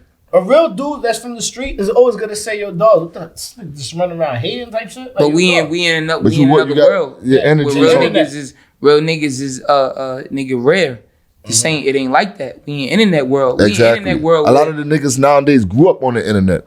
And it so they don't know no better. They don't know. Niggas never been in a fight. Niggas never been punched in the face. Nigga, when we growing up, if a nigga say something about you, you go in his mouth, nigga, and he not saying that shit again because he don't want to get his mouth. This is a suck my dick era. We ain't come from that era. Suck my dick on the internet. You can't tell a nigga that shit. How niggas meeting up and talking after niggas throw you franks and all kind of shit? We meet up and talk and squash it. You could have never said that to a nigga. You couldn't, nigga. That was like your mama. Exactly. That's a fact. Exactly. When you tell a nigga ever tell me suck my dick in person, nigga, is violence. Immediately, every time. It's not a time it wasn't violence when nigga said something about a frank. All right, so fast forward, all right, boom. Yeah, I'm saying son kept whatever, talking his trash, whatever. Y'all get into the situation, things happen, whatever. Then you catch a case, you get locked up. Now you locked up, everybody's making fun. That's where Casanova and them come in, they start talking all that trash.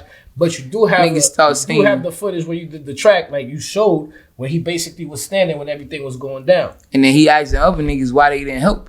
Nigga, you was there. Yeah, on video, yeah. That's why I said in the song, asking Murder why he ain't help, why you ain't help, bitch. Mm-hmm. You was right, he's right there as close as me and you are. Yeah. While I'm beating his man, I'm taking the strap, and the nigga try, yo, chill, police cars. Nigga, the fuck off me, nigga. Like this, still holding this thing on the ground. Yeah. And I'm shot up and all that. And the nigga like, yo, big homie. And we ain't try to go too deep into casinos. Yeah, not at all. But this is all. I still try to. The truth don't change. Right. Yeah, the truth don't change. I don't give a fuck. Okay. So that's what it is. It's like, yo, the same way niggas see the footage, he like, yo, backing up type shit. But meanwhile, my main problem with him is that, nigga, you facilitated the hate.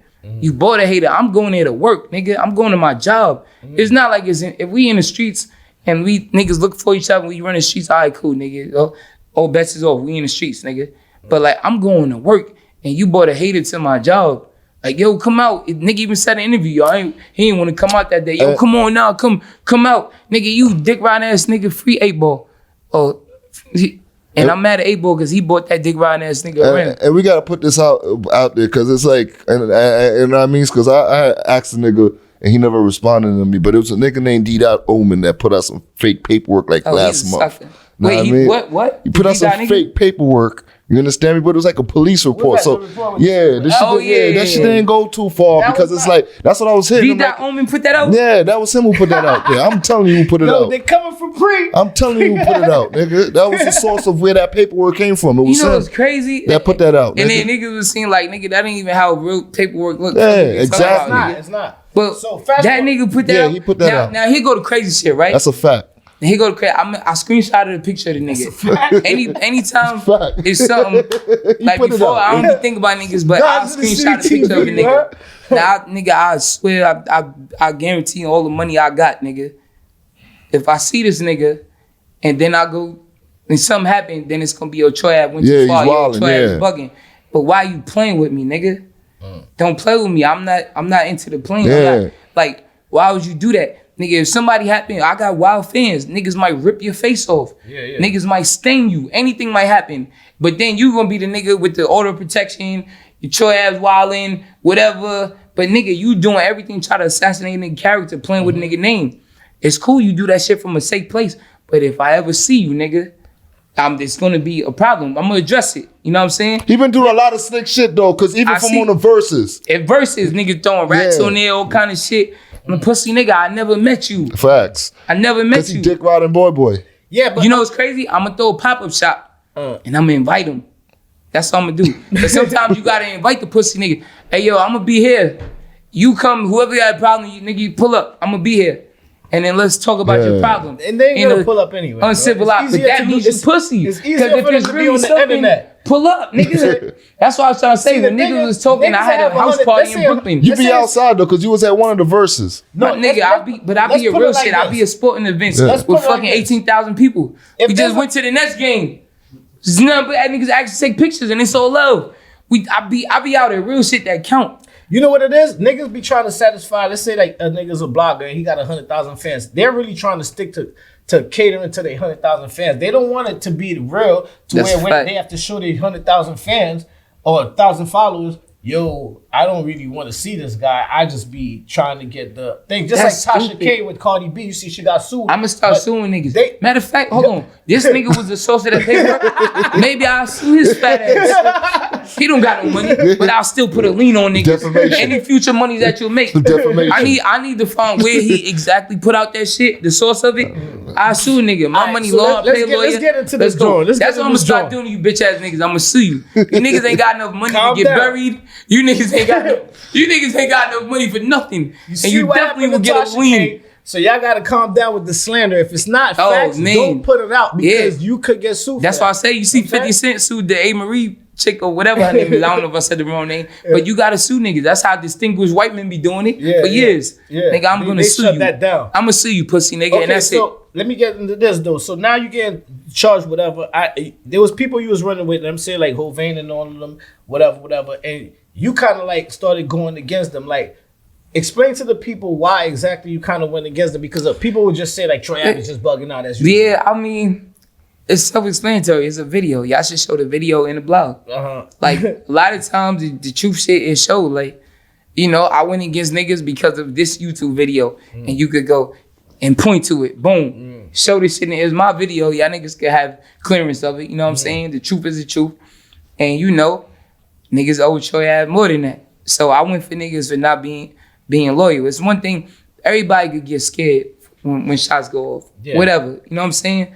But, like, you know, I'm built different. I don't expect everybody to be like me. If a nigga come in shooting right now, nigga, I'm not fucking hiding under the carpet, nigga. I'm like, nigga, I'm not getting shot in my back and put on spinners, nigga. Yeah. I'm gonna go at you.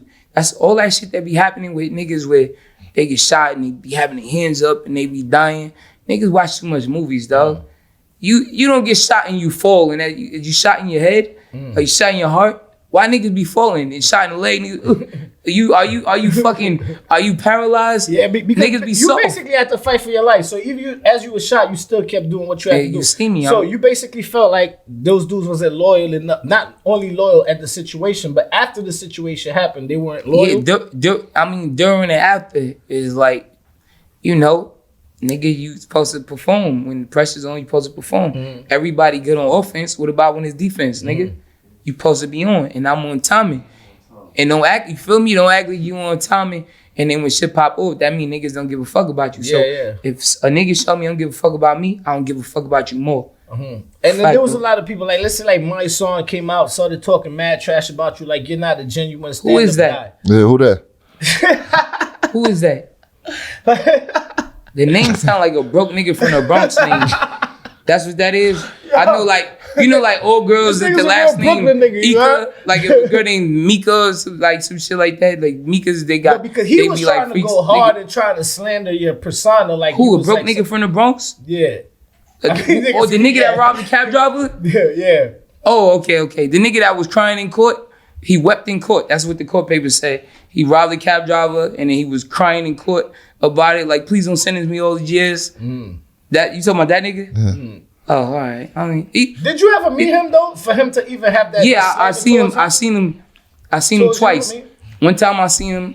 I was going on a bus trip to Great Adventure, where it was me, Fab, a couple other niggas, and several women.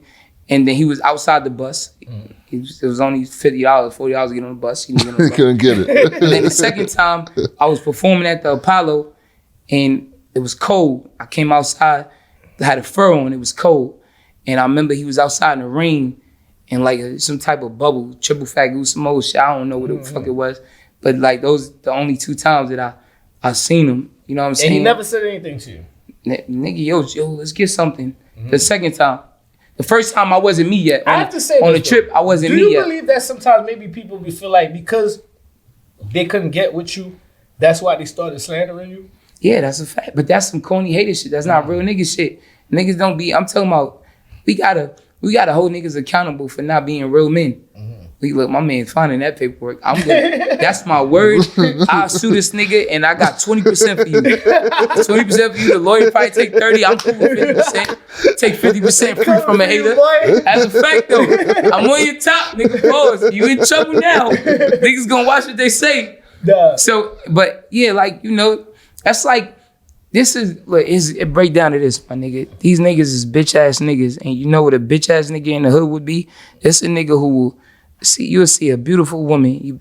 Yo, shorty, yo, baby girl, yo, whatever niggas say. Alright, fuck you, bitch, whack ass bitch, bum ass bitch, and then turn around, what? Nigga, you was just on her dick. Yeah. But since she didn't stop, now she's a whack, ugly, stupid, dumb, broke bitch, bum bitch. Cause you was a hater, nigga. That's not real man shit. Yeah. Nigga, she don't want to stop. Keep it pushing. Keep it respect. Whatever. Niggas holler at you, try to get feet, they be on your dick. You know, yes sir. It's lit. Yes sir. It's lit. Yes sir. I hate this nigga. Yes sir. Yes sir. That's my word. I'm gonna pursue this. They coming for your That's head my top. word. I'm gonna Pause, pursue girl. this. Don't play with me. And I know you don't got nothing to take, but I'm gonna do it just because. I'm gonna take whatever you have, nigga. See, yo, Tasha K, you done started some shit. That's now a they fact, slandering, nigga. and now they Nigga, coming for matter of fact, anybody let's do it the slandering right with way. fake Jones. You know what I'm saying? Let me send this shit to me. Shout I'm out to not Cardi playing. B, you know what I'm saying? 3.8. Wait, Richard, straight from the block. You know? I got you. She has to sell a record. Yeah, I'm on bullshit, nigga. I'm telling you, I move professionally. Nigga, the crazy shit is I just paid $53,000 in taxes on my properties today. Just today. I had to write a check. Let me get the shit out the way. Shit building up. I'm paying. Like, nigga, I'm a whole real citizen. I'm paying $53,000 on taxes, Don't nigga. play with me, my on nigga. properties, not on income. That's another thing I on want to get properties, into nigga. about your real estate, but we're going to get that into a little later. I'm gonna if there's a way for me to sue that nigga, I'm gonna sue that nigga. So I'm devastated. We gonna get it to you. Fucking me up with the paperwork, fake paperwork. Yeah. That's a Find the devastating detective who wrote it. Yeah, we can't. I can't walk on the street. That's a fact though. You know what I mean? That's my word. 20%. We gonna get that to I'm you. suing the socks off these niggas. As you went along, And I got on Gucci socks, you heard? They got on this white shit with the gray bottom. They don't even got no gray bottom. They got the nasty all white ones. You feel me? I swear, I'll That's take the funniest my podcast nigga. ever. I would take food out of nigga mouth, out of nigga kid's mouth. I don't give a fuck. If you a hater, you raising a hater, you birthing a hater, fuck all y'all. You heard? Fact though. No haters allowed. Real shit. But yo, all right, I'ma sue that. I'ma sue that nigga. He ain't got enough money to appear in court. What I was saying is, as far as Mysonne, he would go in a rant like The broke nigga from the Bronx that robbed the cab driver. Yeah, he'll go in a rant like Okay. stand up individuals, like you wasn't a stand up individual, but he'll talk like he actually seen paperwork on you ratting them. Boy. Right. Well, I mean, what do you expect from a nigga that rob? What type of niggas robbing cab driver? Bum niggas. It's another nigga on the internet talking shit about me. He went to jail for robbing a Chinese restaurant.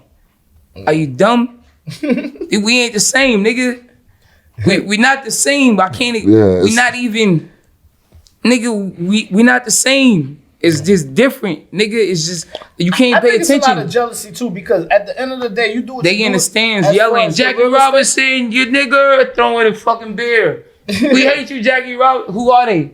Jackie Robinson. I'm trying to show you this. The hate comes They from racist fans in the the hate crowd. comes from that Nobody knows the New York City moment from to the Major Without a Deal album. You understand me? Major Without a Deal, and a lot of the niggas that these niggas look up to, this nigga got them niggas on his project and shit. Facts. Fact. Think though. about that. And I think they wanted that. And I didn't have to do that. And I he ain't have did to it do that. independently. And they wanted that. And they wasn't able to do it independently. And I didn't have to do that. I did that on some, man, I love New York, and these niggas is from And New niggas York. came on with some and jail I'm putting them stories. on. It's fact though. And the jail stories and then propelled them The nowhere. nigga ain't never made an album representing New York Yo, since cuz, that. grab the one for me right That's there. a fact though. Cuz. A nigga ain't never made an album like that. Nigga, I put all my shit on the line. Like, nigga, I'm gonna do what's unpopular. You know what I'm saying? I'm not trying to sell records and be a dick rider. I'm gonna do what's unpopular. And if I gotta sacrifice record sales, if I gotta sacrifice clout, if I gotta sacrifice notoriety and everything to make an album that's gonna revive my Facts. city, I'm gonna do it for my city. All right, but Fact though. No, I was just moving his cup. Oh, okay. That's fire. What's that, Louis Vuitton shirt? Look, even my little catfish date is fire. Come here, Louis Vuitton deal. Nah, but yeah, so all right, as you progress now, you dealing with the case. Everybody running around talking about Troy Ave is gonna take the stand because you basically came on that interview and said that. You know what I'm saying? My nigga, You never came on it He wasn't made the a interview song. that's cap. It was a It song. was a song. And he said middle finger from the That's a stands. fact. So that's all he said, my And my nigga. nigga, Niggas you took not- that and ran with it. Niggas said middle finger from the stands basically fucked up niggas that over there. You know what I mean? So he never said I'm pointing at niggas from the stands. He said middle finger from the stands. Nigga, fuck you, nigga. Right. When I go to court, I gotta go to court for my He case. gotta go I gotta go because to he's on my case. What I'm gonna say? I murdered Banger? No, I took the gun from this nigga who shot me. I beat him and I shot at him. I didn't. That's not my gun. Yeah. The fuck, nigga. This is me. Nigga, this is the truth. I'm gonna defend myself in court like a real nigga. Yeah. So, and then the thing that people get fucked up, my nigga, now with these blurred lines, the internet and the streets is not the same, nigga. Nigga, I'm loyal to the streets, nigga. To a floor at times. It's fucked up. Yeah. Nigga, niggas that really know, nigga, like, nigga, I gotta get out of jail free cards. You hear me? For everything. I don't have to sit in jail.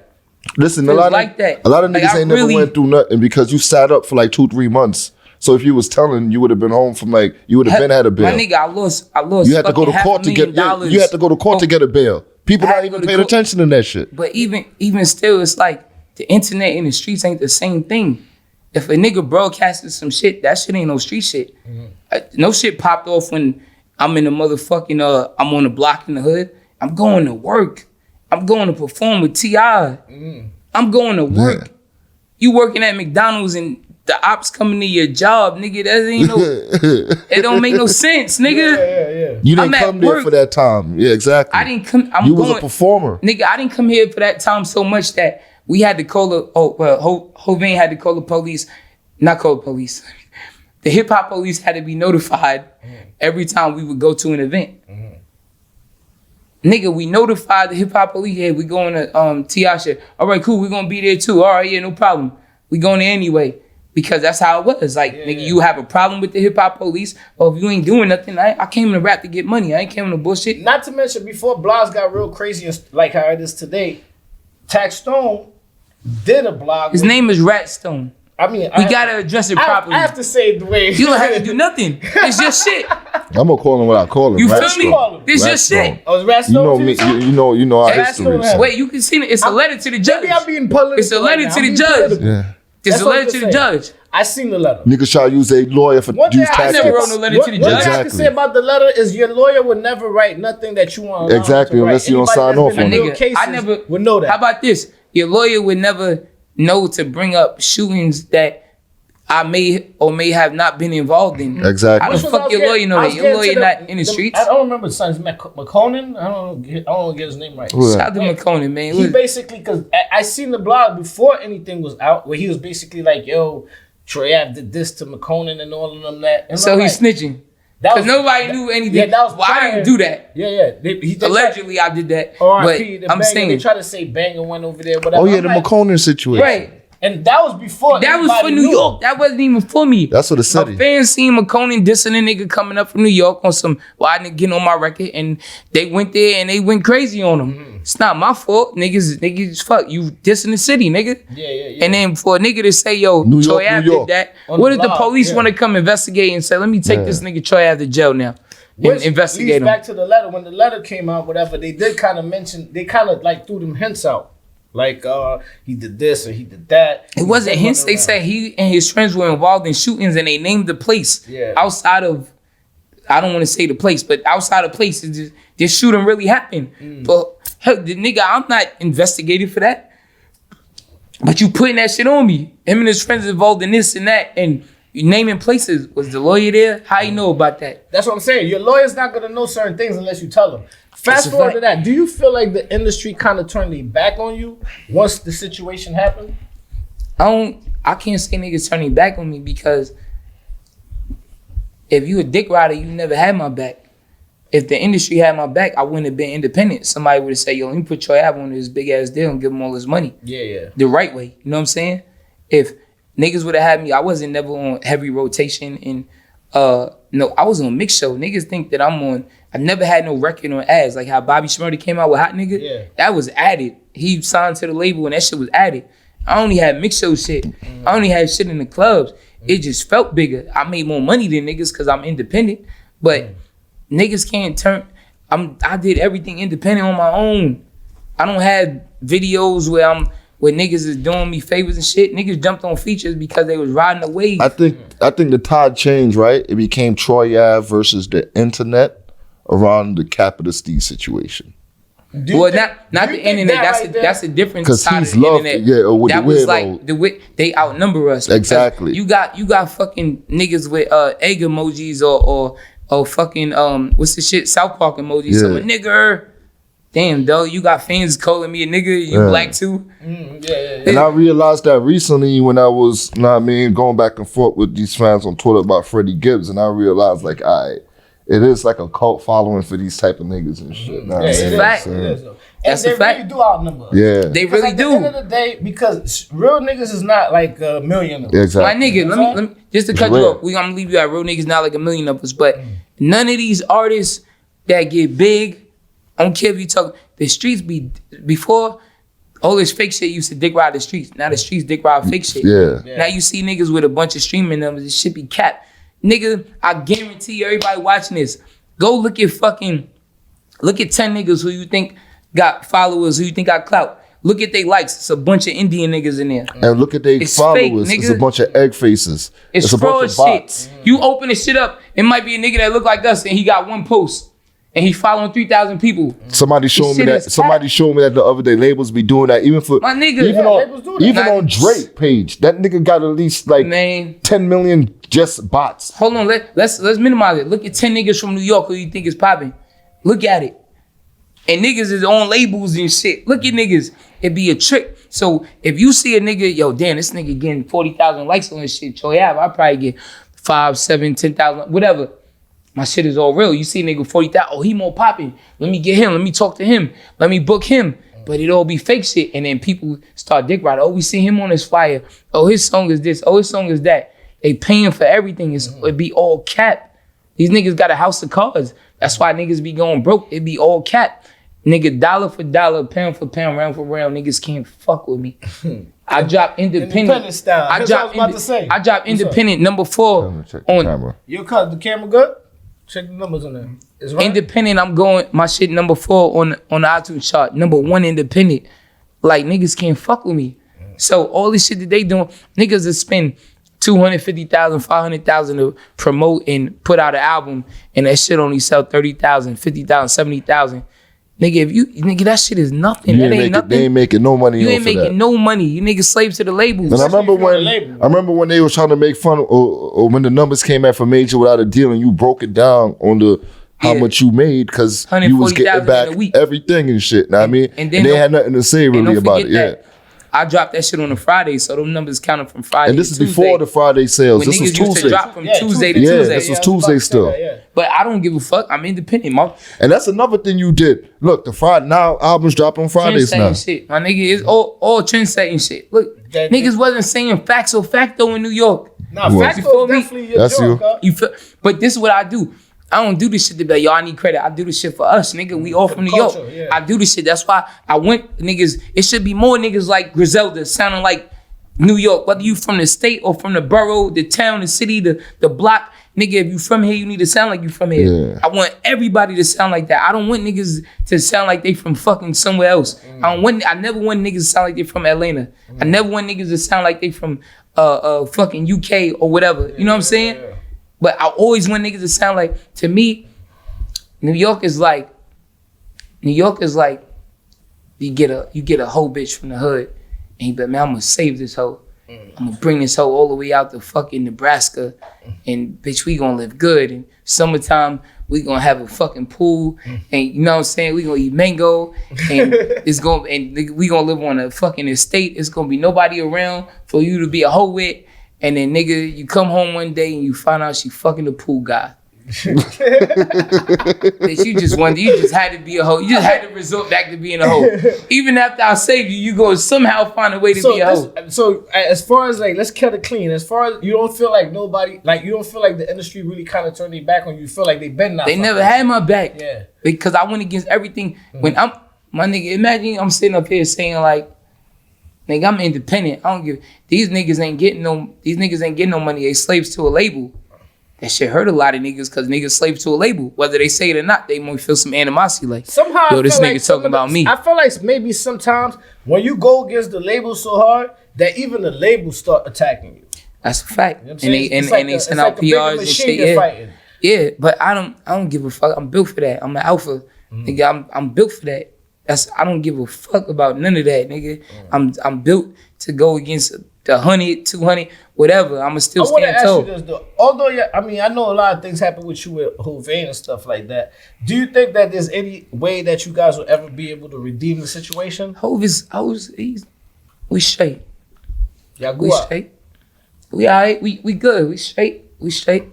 We spoke already a couple times. You know what I'm saying? That's love. But that ain't even got nothing to do with that. Ain't about the bigger picture. You know what I'm saying? The shit that, you know, felt like he owed me more than that. And he know he owed me more than that. So nigga, he gotta pull up, apologize. You know what I'm saying? On some man shit. Like, nigga, like one thing about me, I'll accept an apology. You know what I'm saying? Like I ain't that. I'm a good-hearted nigga. You think the industry, like the people in the industry, got behind, like got in his head or something? Nah. Okay. He always wanted to be on some industry where he shit. At? He always wanted to be on some industry shit. I just wanted to get money. That's why a lot of shit I do, I just let niggas take the credit. Facts. I don't even give a fuck about getting the money. I would work for sanitation if I could get as much money as I get and wake up whenever I want and go on mad vacations and do all kind of shit. If I could be Troy Ave and work for sanitation and live my same life, I would do it. I don't have to do no rap and shit. Like, I'm good, nigga. I'm gonna retire over mad real estate. I'll be a landlord just collecting rent. I don't give a fuck about, I take cash over clout, fortune over fame. You know what I'm saying? I don't give a fuck about none of that shit. Never did. Because look, my nigga, you know, I always been a popular nigga. Even in school, niggas was popular niggas. So a lot of these suck ass rappers, you look back, they wasn't popular. They was dusty. They was bums. Nigga, you was driving Range Rovers way back. Nah, fact though. You feel me? These is times niggas wasn't doing this. Yeah, before pandemic. Way before niggas wasn't doing this. So now niggas abuse the power. Nigga, it's like a nigga, you been a sucker all your life. And now all of a sudden, you get a little dollars. You get some clout. Nigga, yo, I'll fuck with you, my nigga. Whatever rapper. Yo, I'll fuck with you, nigga. What up? And then nigga that been a sucker that ain't never been getting that love, he be, yo, these niggas on my dick. No, niggas ain't on your dick. They genuinely, you saying some real shit, they showing love. Facts. Or niggas would be scared. Like, nigga, I had niggas come to me, yo, my nigga, yo, you know how niggas is aggressive. Yo, boy, I fuck with you, word of mother. A sucker nigga gonna be like, yo, what you doing? They have security, get on a nigga, beat him up. But now it's a problem because that nigga that did that is a real street nigga. Yeah. And now outside, nigga, he outside the club or whatever. And now you got a problem. You got beef in the street. But niggas, yo, I fuck with you, nigga. I'm right back. Yeah, nigga, you supposed to fuck with me, nigga. The real relate, the fake just hate. Do you feel like it comes a point in time when maybe out of town was showing you more love than NYC would? Do you think they respected your hustle more than Fuck NYC? No, nigga. We could unhook these cameras and walk the streets of NYC. It's nothing but love. That shit is cap. Internet make it look like, the internet is a myth and the streets is more of a myth. It's fake. It's a bunch of fake niggas waving a flag. That shit don't count. It don't. Even down to like, nigga, even down to like when I got hit on Christmas. Niggas know that street shit. Yeah. Fact. That street shit. That ain't none of this shit. You know, funny shit. I was right. You know what's crazy you about that situation? I was right there. My nigga. I was the first one on scene. I'm like, that shit went viral. Yo. That's why I say Academics took a video. Yeah, and Academics ran with it. And here go another thing with these broke ass niggas, man. These fucking rap. This is different. At the end of the day, you supposed to get money, feed your family, and live your life to the fullest, right? A lot of niggas be so cap. I don't be having no cap in me, my nigga. You see niggas get shot, niggas get killed, mad artists and shit. Why these niggas always getting shot and killed and fucking hoopties, nigga? You know? Not saying that, like, you know, it is what it like is, I take lemons, make it. Nigga, I got shot in the exotic foreign, nigga. You not seeing that. And it's mine. In Brooklyn. So, exactly. On the grimy street. In the grimy streets where niggas act like that. And I'm not even from there. Exactly. Where niggas wouldn't be going to. Like this, the grimiest of the streets you could pick, that's where I'm at. Getting hats made for White Christmas 4. You know what I'm saying? So that 3 was a Mormon too. I'm drinking Ray and Nephew. Talk that shit. I'm drinking Ray and Nephew, chilling. So, like, that be the cap. You niggas take mad pictures in front of cars and all kind of shit. But then when you get hit up with, that's not your everyday drive, or it's a rental, oh, this shit is cap. So if you capping here, I don't want to hear nothing you talk about. It's all rap cap. Meanwhile, me on the other hand, you look at my first videos, nigga, I'm looking like money, nigga. In none of my songs, I'm talking about unnecessary violence.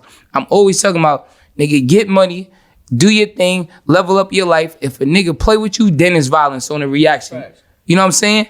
When you see anything happen to me, nigga, look, you see me in the club, I'm shot up, nigga, I'm wearing no Versace when I'm shot up. You know what I'm saying? You see me coming from fucking court, I'm in Versace.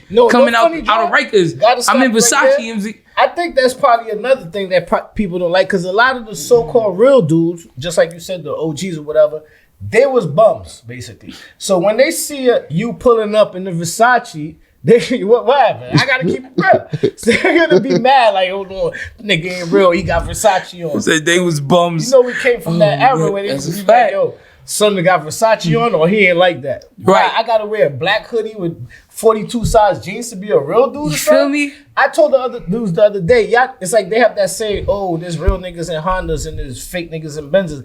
I really feel like I know real niggas in foreigns, and y'all just know real niggas in Hondas. That's just what it is. Like, that's just who you know. And who I know, they'll shoot you coming out that foreign right now. No problem. The end. No problem. You and that real nigga you know in the Honda, he'll shoot that nigga. And he's hopping out of Benz. He's hopping out of Maserati. He might hop out of Bentley, bro. You know what I'm saying? Like, you know what I'm saying? Like, I'm with my son right now, and he'll hop out anytime. You feel me? And he'll join, you know what I'm saying? Fact, he'll deal with the situations later. That's with the pitchfork. That's what real dudes do. They don't have to be a bum to say I'm a real dude. That's that broke nigga. You don't gotta be a grimy nigga. Broke nigga sport. Being a grimy, all that grimy face is cat. Yeah. If anybody watching, if you see a nigga on some grimy, yo, talking loud, nigga, slap the shit out them, nigga. I call it baggy shorts with Timbs in the summer vibe. That's what you get for them type of niggas that wear baggy shorts with Timbs in the summer type vibes. Like, stay away from me, bro. Damn, niggas came with baggy shorts with Timbs. As we go along with the as Wacky, nigga can't do that. This don't even feel like an interview at this point. Oh, we just chilling right now. We just talking shit, man. Damn, nigga, wait, hold on. There's no circumstance you can wear baggy shorts with Timbs. Oh man, don't do that. Oh man. Yo, shout to niggas in Rochester. So basically, now you back on your feet, you know what I'm saying? You dealing with your cases, whatever, you know what I'm saying? You dropped that mixtape, Kill or Be Killed. Yeah. That was fire. That was hard, right? Good looking. God is great, and Paper Straight is a new one, but Kill or Be Killed came out last year, 2021. That's a fact. I dropped 2 in a year. Yeah. A lot of quotables. That one right there. When you wrote that joint right there, because it seemed like you was really getting that at everybody that really like was coming for you. Like, what really inspired you to really get in the booth and drop those type of tracks? Cause I was on some fake. I was on some New Pac shit, but more on some like nigga New York shit, not New Pac shit. Like, cause the New Pac joint was dope too, but I feel like Kill or Be Killed was like, yo, listen. We need that Angela story part 2 though. Angela story. I'm making a movie out. Yeah, we need that part 2. I need you for the storyline. What happened to the movie, that NYC movie? Yo, you know what, nigga? It's done. It's done. I didn't know how to put it out the right way. I'm gonna talk to you on camera. Then you help me put it out the right way. Bet. You know what I'm saying? Like, I said, I love what you doing, or what you did with the Gods of the City and all that shit. Word to mother. Shout out to the Gods of the City. Shout out to all my cast and them that was in the Gods of the City. Word. Shout out to all the niggas ducking from the cameras and indictments coming up. Nah, but Kill or Be Killed, I just got on. I say, yo, let me do what I do best. You feel me? I said, let me stop being the fucking the pizza restaurant that's trying to sell chicken wings and fucking rice and all kind. Let me just make pizza, because I know nobody can make this pizza like me. Nobody. I don't give a fuck. Niggas can't talk, sound like New York, have the truth, have the flow, have the voice, have the style. Niggas cannot do that shit on the level that I do it. So let me just do what I do best and fuck everything else. You know what I'm saying? And that was just there. That's how you get that. You get God is Great, Paper Straight, and everything moving forward and forward. I'm like, man, I'm gonna do what I do best, and I know nobody can fuck with me like, and fuck everything else. So now that you, I feel like you back on your joint right now, because you was doing your promo tour. A little bit, yeah. I'm a little bit on my shit. A little bit on my shit. You was running around doing your joint, but comes a time you was really talking about, you know what, y'all over here talking all this trap joint, y'all can't fuck with me with the real estate. What made you really get into the real estate like that? Like, cause you started really going off on niggas. Like, yo, dog. I always wanted to do real estate, but like I had street money. So my first attempt to try to like clean a little money, I started a company. Irving, no, he was there. And matter of fact, it was him and somebody else. And I went and got an accountant. I probably overpaid her, not knowing. I started a company. I said, yo, let's make my money legit or whatever. And then me being a loyal nigga, always think, I said, let me put my peoples on. She like, yo, this statute of limitation is over. She like, yo, if you report $1,000 that you made, you got to pay like $300 in taxes, and then your money will be clean. You know what I'm saying? You got $700, you put it in the bank. So I told my niggas, yo, listen, all y'all niggas got to pay is $150, nigga, and you can say you make $500 a week. Now you don't got to be dependent on no bitch to go get a car, to go get an apartment, to go get furniture. Anything you want to do, you got clean credit in your name. Cool. Niggas like, yeah, I bet we with it. Then I started trying to get real estate, and I had to get a bunch of fake paperwork, a bunch of stupid shit, you know what I'm saying? And I was like, before I did that, I was gonna put in my mom's name. My mom was going through a divorce, so her husband would have took half of my shit if I bought her name. She's like, not yet, you can't do it. Cool. I went to try to put in my girl name at the time. And mind you, she's a fucking idiot, because to me, most time niggas gonna try to put a car in your name, a motorcycle, some shit that's a liability. Yeah. Some shit that I'm trying to put a house. At the end of the day, Like, we could break up and you could take this house. So you gotta like respect it. So she like, all right, bet. But come to find out, her fucking credit score was like a 4. Word of mouth. She let some dumb nigga put a fucking Yamaha in her name and never paid, nigga rolled over to the sunset. So I looked at like, fucking dumbass. And it was never the same. So then I had to go like do all kind of fake shit to try to get a crib. I really wanted to get a crib. I was buying a crib on Flatlands in Pennsylvania where they had new condos. It was like 140,000, whatever. I'm trying to buy this shit. And now I had put my niggas on to get, I put them on as employees. Hey, y'all pay this money a week. They paid the money, they paid the 150 for like 4 weeks. They rather pop bottles in the club. They're like, yo, man, 3 weeks. Now this is too much, it's a waste of money. I don't see it, because niggas can't see past their feet. Y'all niggas stupid, whatever, fuck it, I don't care. My first time making a company, I'm like, whatever, don't pay it, fuck it, I don't care. So this is gonna lead back to some shit. Now I pay the money down. I knew I didn't have no job or whatever. I had a new company, so I said I'm gonna put a 40% down payment, because niggas usually get a first time home loaners or first FHA, first time home buyers or whatever, or niggas will put down 3%, 10%. I said I'm putting 40% down, and I'm gonna be able to get it. Everything going through smooth. I put one set of deposit in escrow with a lawyer. The rest, I wrote them a check out the bank or whatever. And then now the paperwork came back. This shit wasn't right, and the bank, they just like denied my loan. Yeah. I'm going through mad steps. Cool, they denied my loan. It's after I tried to put in my girl name. All right, cool. I'm like, fuck, this is some bullshit. I get a letter probably like maybe 2 weeks before, letter from the IRS before I'm going to go through with this house. Yo, you got a fine and a penalty for workers' compensation. It's $25,000 per employee for not paying workers' compensation insurance or some shit like that. And I'm like, what? You know how niggas is, man. I ignore that shit. Whatever. I don't give a fuck about that. I ignore that. I don't know about no credit. I don't give a fuck. Ignore that shit. Now, later on down the line, when they say, yo, your house ain't going through, cool.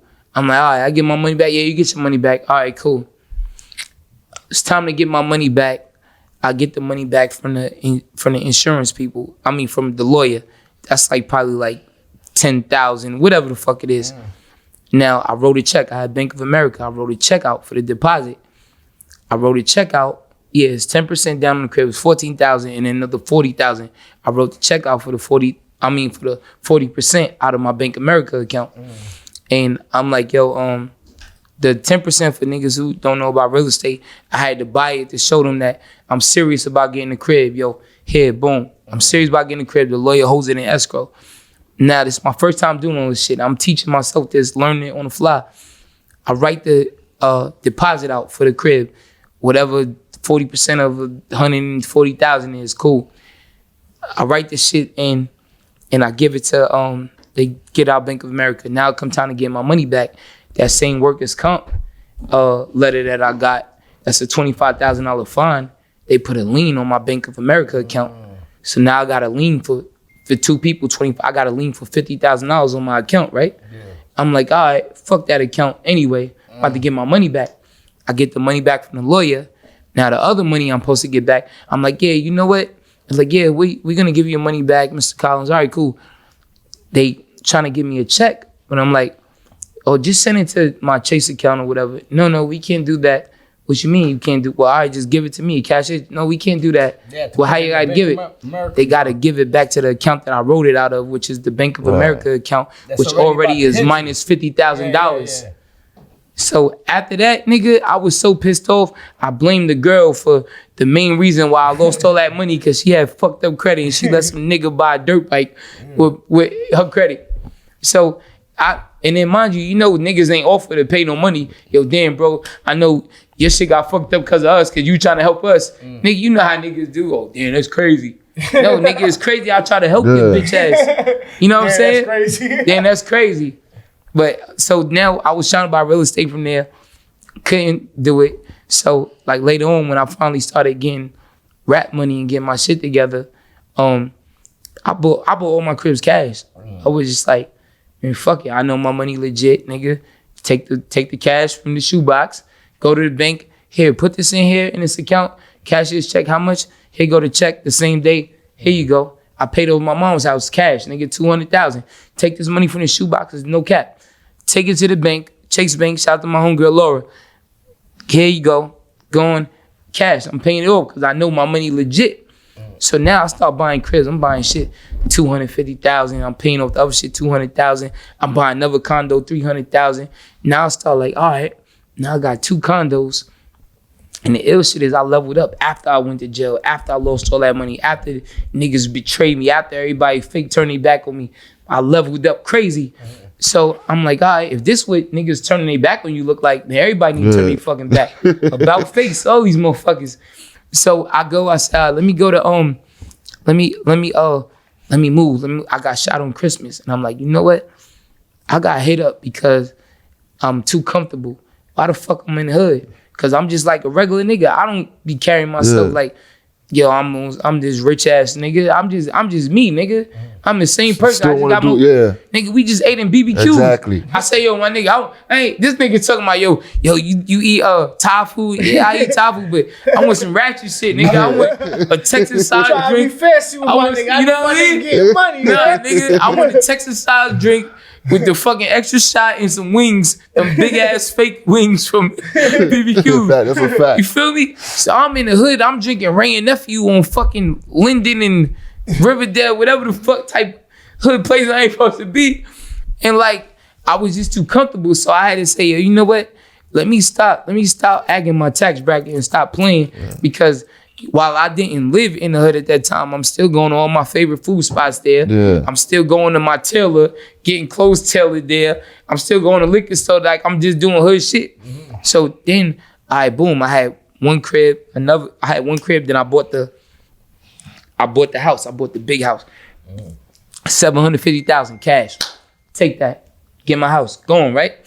So like I go all in with real estate. I don't give a fuck. You know what I'm saying? So I stack my bread. How much is that? I'm outbidding anybody. I'm paying cash. All right, let's get the crib. Cool. I bought my crib cash. Then while I'm at the crib, I'm like, you know what? I'm about to get a office like down in the Wall Street area, like where they got that bull at. I don't know where that area is, whatever. So I'm like, yo, let me go get an office. And I'm just really like flexing. Like sometimes nigga do nigga shit, flexing. Like, we get an office. They wanted $5,000 a month.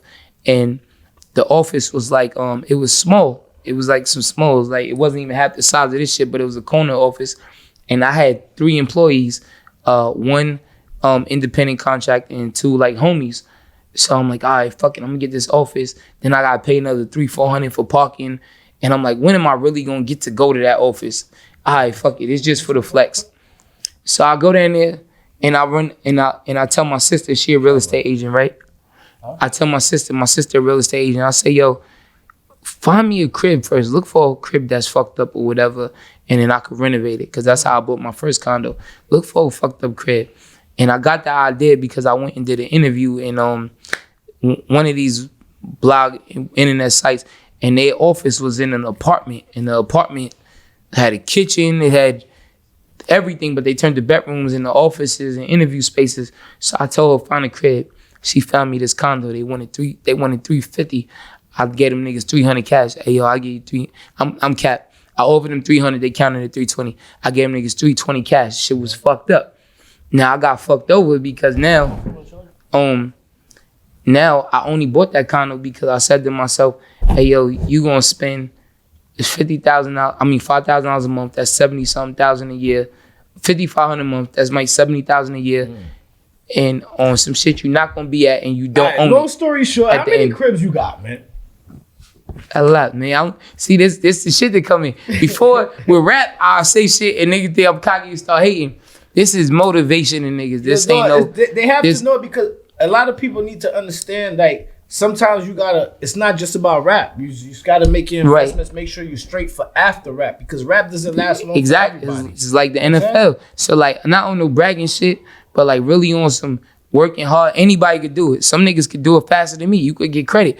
I'm buying shit cash. Buying shit cash ain't really the smart easiest, way. Yeah, that's not really the smart way. You know what I'm saying? But I just wanted to, because I went through all that bullshit with the 40% lost money. So I was jaded. I'm like, for now on, I'm going to just get my shit. But a lot of niggas, man, y'all niggas, I don't give a fuck if you work at McDonald's, nigga. If you got good credit and a steady income, you could go buy a property and you could leverage that shit for another property and build your shit up. You know what I'm saying? But right now, I got 13 properties all together in a multifamily units, all kind of shit. But you hear this shit? But the shit I'm doing, anybody could do it, my nigga. No, I want them to understand, because a lot of people think they gotta sign their lives away before they get into that type of bracket. Nigga, listen, the niggas that sign their lives away is the niggas that's really struggling. Niggas sign their lives away can't even have a million. Exactly. That's the nigga wearing Dior jeans on the train. That's the niggas. It don't make no sense. It's nuts. That's crazy. That's fucking crazy to me. Like, you, nigga, that's out of this world. The rapper that can't make bail. Nigga, the rap, Troy Ave had bail. I didn't cry. I didn't beg. Yo, niggas turn their back on me. Y'all niggas help me. Yo, please. Jay-Z, anybody. You ain't say none of that. Nigga, bring this up, I gotta bring this up, nigga. That's a fact. No help. No, you Check ain't a real nigga if you ask niggas for bail, nigga. You gotta look yourself in the mirror. If you doing crimes and you wasn't doing crimes with them people, then you should not be asking them people, other people, for fucking bail. That's a fact. That's all era, though. I don't think every era is built like that. That's what we gotta teach niggas. We gotta teach niggas. I think in our era, it was always something about, yo, you gotta have your lawyer money. You gotta have your bail. Come on, my nigga. You know what I'm saying? That was like something that, it's like something that was put into us. Like, nah, you know, it might not have been only up. We might not have known about niggas asking for bail because we was too young to see it. But I'm pretty sure older niggas was asking, like, how as you in we the were streets? growing up, they were telling us though, yo, you better have it. Doesn't, because sometimes it's like they say, don't watch what I do, just watch what I say. Right, it's don't like watch what I say, watch what I do. Yeah, they would tell us this is what it is. They might not and they be won't have living it. Yeah, but we so young growing up, like 14. We like, impressionable. all yeah, right, this is what we got to do. That's, you know what I'm saying? That's and a we fact. take it for real, literally, Look, because we think like, okay, this is what the gods are saying, my nigga, to us. This is the perfect example. Nigga, we taught if niggas kill your homie, you need to go slide, and that's it. Yeah. But I look at niggas like pussy ass niggas, because now niggas would be like, niggas would have, like, all right, for example, niggas have mad problem with 6ix9ine, all kind of shit. But the niggas say disrespectful shit and niggas won't slide, or niggas be like, man, I ain't gonna throw my life away. Yeah. Nah, shit too niggas hot. start making excuses and shit. There's no excuses, nigga. We no taught the crash out. He's with the cops. He's rolling with like the we feds. Give a fuck like, about fuck cops. out of here, man. Look, man, that's a good shout to my man Boo Boo. The nigga shot niggas that came out the shit on Troy Ave. He shot at the cops. That's a fact. My nigga, there ain't no, he go the perfect example. If you saying, nah, shit too hot, it's cops there. Nah, I ain't gonna throw my life away for this dumbass nigga. But then you a fucking hypocrite and a pussy nigga, because how you have a problem with him not want to throw his life away and go to jail, that's why, but you won't do it. And that's why you the same nigga. You just ain't in the same situation. We always went back and forth with this and shit, and that's why I felt he had the one up on Meek. Because he ran down. That's a fact. That's a fact. You should have crashed out. Yeah, both you should have crashed out. According to the street. Yeah. According to the street. That's what you supposed to do. Crash. And that's what he sells. And that's what he sell. He sell crashing out. Right. Instead of being like, You know what I'm saying? On the other You end, with police. Both of y'all got fucking security. I got a segment before we wrap this up. When you were locked up, you also did a song with SPBM Bills. How did that come about? Because you were basically locked up on that song. That song was basically. You know what's ill? Me and Bills was locked up together. Oh. That's the ill shit. And then my brother, he was showing me Bills shit. Mm-hmm. You know what I'm saying? And then I was like, oh. And then like we was somewhere in the hallway and passing the commissary. And the nigga was like, oh yeah, yo, I fuck with you, whatever. And then said, son, I know you, what's your name, whatever. And then he was like, cause I seen a couple videos, he like, yo, Bills, whatever. I said, nigga, my brother fuck with you or the mother. And then we'd kick it every time niggas go in the commissary, whatever. And nigga just built from there. You know what I'm saying? Nigga was solid. I got out of jail. Nigga had my number. Nigga hit me. We chop it up while he in jail and shit. And then I just felt like I really show niggas love. If I fuck with a nigga, I don't care if you down or if you up, I'm gonna show you the same love. Nigga in jail, I'm like, all right, what would help me out if I was in jail? What would, I mean, lift my, hey yo, my nigga, spit something over the phone. I'm gonna go get a beat put over it, and I'm gonna put it out just so you got some inspiration. Like, nigga, I'm about to come home, I'm gonna touch down, niggas still hearing my shit. Cause a lot of time, niggas try to fake forget about you type shit. So, shout out to Bills, you know what I'm saying? I fuck with that. The ill shit about that is, man, I really wish that, I wish that niggas could come together, man, like no cap. You know what I'm saying? All the Brooklyn artists and everybody, shit. Back in the days, Brooklyn, because it will make the city more stronger. Let me tell you the ill shit. The illest shit, right? That this just make me feel away as a real nigga. Like some niggas, they fuck with every side. You see Casanova, he fuck with every side, be on some shit. So like, I remember I don't really know nothing about what niggas got going on and shit like that, but I don't like when niggas fuck with niggas that might be ops and playing all sides. You know what I'm saying? But it's like, man, I wish it was a way to bring everybody together. So I just want to say, like, shout the fucking it's a nigga named OP. He from what they call 1090 or something. The floors, yeah. The floor. OP writing me letters in jail. Real nigga shit. You know what I'm saying? Like, I really fuck with that nigga in real life. Now, I don't know a record if he got problems with other niggas or whatever, or I'm just assuming they do. But, like, that shit is fucked up. When, you know what I mean? You fuck with a nigga from here, you fuck with a nigga from there, you don't know nothing that's going on. Yeah, exactly. You feel me? And it's like, damn, I wish that sometimes niggas wish that, like, you could just be like, yo, how we could fix all this shit? You know what I'm saying? But sometimes shit be past that. Yeah. But OP, stand up nigga. I'm talking about nigga, I'm in jail. Nigga, write me letters and shit. Jim Jones album Facts. Right.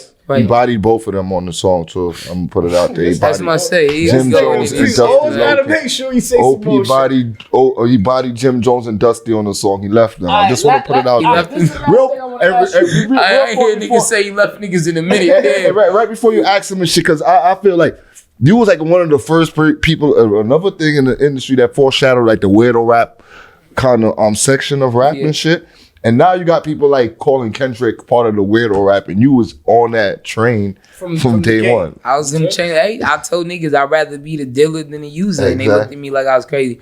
I say niggas is fucking idiots for committing suicide, and niggas looked at me like I was crazy. Also, another rapper. That's a fact. This nigga triple down. He ain't double down. He triple down. I'm on some Donald Trump shit, baby. What they gonna do to me? End of the day, niggas do whatever, nigga. I'ma still have a bag. It don't matter. Nigga do whatever. All right, yo. All right. Now that we, as you've been progressing, I know you've been watching a lot. You also was telling me about another Brooklyn artist that you was kind of feeling like you want to mention him, or you want to keep that off the record. That's off the record, man. Yeah.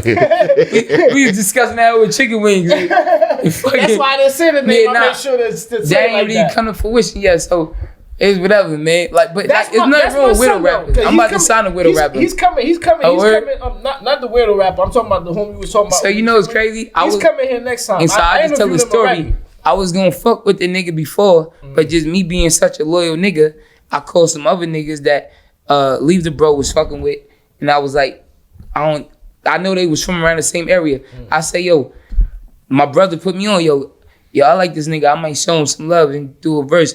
yo, these niggas cool or they the opposite. Like, nah, we don't fuck with them niggas. All right, well, you don't fuck with them, I don't fuck with them. But niggas don't do that. Niggas fuck with everybody. You end up not fucking with Lito and them anyway. And then the niggas who I cold, Leader Bro people don't even fuck with him. So this shit is crazy, man. Yeah. Let's go with him, rapper wise. Nobody knows. You probably Google it and see something. I don't know. I don't Google people I don't listen to. Yo. Shout out to the nigga from 10 Invoice. This nigga going crazy over there. This DOD nigga going crazy. I mean, yo, I think we probably did 2-3 hours already. So that's how wild. Like I said, this wasn't even like an interview. This was more like we just chatting. Y'all just happened to see. My young cousin like 16 and shit, right? Corrupt, man. And if I tell him like, yo, they know me as Frosty now, yo. They don't know the old you? Alright, that's a fact. Nah, man, but yo, sir, listen, man, I want to thank you for coming out. This was a real blessing, man, especially that you was doing your tour. A lot of people don't understand that you didn't have to do this because you was really doing your promo tour. You was just on No Jumper. You was just on a Breakfast Club. I a bunch of shit. Yeah. Now I'm saying Bobby follow. I ain't even gonna lie. I was sitting there like this nigga here. But look, as a real nigga, when you get your word, you gotta do shit. You said that anything. He's a cool guy. That's a fact. Yeah, guess what? I see you fuck with him. Nah, he cool did the guy, right man. thing. But I kept my word like a real man. What I gotta say about Avo, I was just chilling. Today I was in the gym bullshitting. I got a text like, yo, I'm in the city. I said, oh, this nigga serious. Fact though. I'm like, oh, this nigga did no jumping. He might just front on the guards, but he came through and made sure he hit the guards of the city up, man. So that's real shit. Like you see some preach that loyalty and all that other shit. It's not no cap. Niggas preach they real men and real niggas and they do fake shit. Niggas act like they too big or too Hollywood. You know what I'm saying? When niggas give their word, you gotta do something. You know, you do what you say and say what you mean. Just like when niggas be having an argument with a nigga, I'm gonna kill that nigga. I'm gonna kill, and then that nigga never dies. You pussy. I never said I was gonna kill a nigga that I didn't at least try to kill. It makes no sense. You just saying shit. Nigga, yo, word to my mother. Word to your mother? So your mother should die. Do you feel me? Nah, fact. Niggas say on God and be lying the most. Before we leave, I want to know, what's the new project you got coming out? You saying somebody's 16-year-old cousin? What's up? Nah, I said, you say your 16-year-old cousin. If I tell my little 16-year-old cousin that interview, this nigga, you gonna be hype. And he been listening to this nigga since he was like, and he's 16. 11 years old. That's real shit. That's a fact. You know See, what I mean? And normally when niggas say shit like that in the street, this is why I'm so blessed. Cause I be like on real men time and I do good shit. A nigga be like, yo, a nigga might not even be a fan of mine. They might be like, yo, I ain't gonna front. A girl might be like, yo, my boyfriend love you. Or whatever. Like, FaceTime that nigga right now. You know what I'm saying? That's the type of shit I do. As opposed to somebody, oh yeah, no doubt. Keep it pushing. That's why niggas be so blessed. He was like, yo, Troy ain't got no new shit out. I'm like, nigga, go look this shit up. TroyApp.com. Go to TroyApp.com. Keep up with me. Before we leave, TroyApp.com. GPS too, man. You hear me? Before we leave, I got the cover for part 2 already done. I got one thing from one of the homeboys. My son Rain said he need 100K, man. What I owe him 100K for? No, he just said, yo, don't let him hold 100K. Oh, man, he got it. I think he got to get a CDL, come drive a truck for me or something. I get him 100K, 18 months, nigga, cash. That's a you fact. Already know, man. You get a CDL, you come drive with me. Let me think. I get you 10,000 a month. No. Shout out my guy Ray too. Nigga, come drive with me, nigga. I get you $10,000 a month. That's a fact. So shit, you get that 100K. In what? Now 10 months, 11, almost 9 months, whatever. Yeah, because I posted a little fake picture of us when we was inside here. And you know what I'm saying? Yeah. My son was like, yo, tell that boy, let me hold 100K, man. He rich now. You know what I'm saying? Oh, man. Pop I got to stay rich. If I get nigga 100K, I'll be broke. It's handed out everywhere. Shout my nigga Pop. He said, yo, got it straight, paper straight. Got it great, paper straight, word. Yo, I want to thank you. Any projects you got coming out? Hey, yo, God is Great Paper Shade out right now. Everybody go to TroyApp.com. Follow me on Instagram. Just go to TroyApp.com and keep up with whatever nigga doing. Nigga, sign them to the mailing list. We gonna send you the shit directly. That's how we on it. We ain't too cool for school. We ain't too cool to promote. I'm sending niggas this shit. Yo, new album out right now. Go get it. New album coming. Go pre-order it. You know what I'm saying? So I got a new joint called... The hustle don't stop. Yeah, I ain't dropped White Christmas this year, but I changed it over to something called The Season. And this White Christmas album is called the 2022 season. Next year it'll be called the 2023 season. From White Christmas to Cold Summer, man. We might need the Cold Summer, man. Shit. Kanye did that, I think. That's all. Kanye's a great. It's cold every year, man. Niggas stay with ice, man. You know what I'm saying? We need to drop with the AC on, baby. We need something. We need something. Let me tell you, we need something for the summertime. So when the homeboys, everybody's outside on the block, they drinking their Hennessy, they like, yo. You know I'm gonna drop summertime. I'm gonna drop. All right, I'm gonna drop this shit the 2022 season, and then I'm gonna drop called Dead Hater. I won. And I'm gonna wait for all these. Oh, that's I'm jacking that because if you Dead know me, Hater, I like, you know won. Dead Hater, I won. That sound And you know what I'm gonna do on the cover? Dead Hater, I won. You got Casanova on it? I'm not even playing. Casanova, whatever. So he's not Casanova to you. It's Casanova. If that's what the man calls him, I'm gonna ride with the man calls him. And I'm not making that. I saw him being ass. Like niggas had joints on his stomach. The masher. I saw him being ass on multiple occasions. So you asking over. You know what I'm saying? I'm not just pulling his name out thin there. I mean, his name was on that paperwork too for Classic or S&P Classic. Talk that shit. Rest in peace, Classic, man. You know what I'm saying? You know what I'm saying? Yeah, RP Classic. But what I'm saying don't is, be coming at me with all that stuff because I will pull the paperwork out. Post it up right here. You see what happened underneath. when they showed me Max B paperwork? I was right there. Max B was one of my favorite. Oh man, bro. Max B had the paperwork. We did the interview. Y'all could go on whatever YouTube paperwork comes out and look for the interview. I'm a and blogger, shit. bro. Y'all be surprised. I got Kevin Childs in them paperwork right now. What? That's coming soon for y'all. Kevin but Childs. like I said, I get all type of paperwork. That's what people do. What in the Harlem in the 80s is going on here? Everybody, I got everybody. People always sending me paperwork. I be like, damn, I'm not a paperwork party. And boy kind of put that out there the other day too. He said the nigga that was doing that viral song, he on Kevin Child's paperwork and that's shit. what I'm trying to tell you, man. Ooh, you know how it go, you know what I'm saying? It's one of them niggas had a viral song and shit. Well, I'm gonna put the letter that Ratstone wrote to the judge. I'm gonna put that on the album cover. You know what? Oh, I'm not gonna lie. Send that to me because I want to make sure when we talk about that. I might have the album cover already here done. We spoke about that because I'm an ill nigga and I plan ahead. I might have to flash that little paperwork for them. You know what I'm saying? Yeah, because they be believing bullshit. A lot of people believe in this nigga. What it is? Because they was his fans, his podcast fans. And shit. They fall for the bullshit. If a nigga believe in a sucker, he a sucker. And I just show you who they are. You feel me? Facto. But anyway, man, like I want to say, man, shout out to my boy Troy Ave for coming through. Here. You heard? This nigga is down with the paid in full case too and shit. Oh, word. Yeah, I seen that joke. To the no. Yeah, he was the rat. You said he ratted on. Yeah. Boom. Look, hell to the no. They got paperwork on YouTube, boy. Shout out to AZ, he put it out there. Anyway, you know what I'm saying? You already know what it is, man. It's your boy Kill. So Frosty, I'm here with my Flight School Pre. And who we had in the building today? Yo, boy Troy Ave, man. I'm locked in. Flight School Pre. So Frosty, I call him Corrupt because I know him from when we was, you know what I'm saying? Yeah, I'm saying from way back. Yeah, you know. It's love, nigga man. trying to be a blogger now and Yeah, shit. Nigga, got this great paper straight. Oh, here go the album cover. Y'all ready for this? It's the album cover right there. Oh, you know what that is? Yo, dog. It's me with a whole lot of money and paperwork up there for niggas. You feel me? Dead Hater, I win. But I'm gonna say that until I should drop this. I should drop this when the judge hit the gavel. Damn. Because unlike other cap ass niggas, like 50 cents for real. Niggas would be like, man, I don't wish jail, nigga. I was jail, death, AIDS, everything on the opposition, enemy. Nigga. Facts. He's an op, nigga. It's a fact. Whatever, that's all that bullshit that we was taught. No, don't wish jail on no nigga, but you're killing nigga. That jail is really just boring. You know what I'm saying? I've been in jail. Shit is just boring. You wasting time.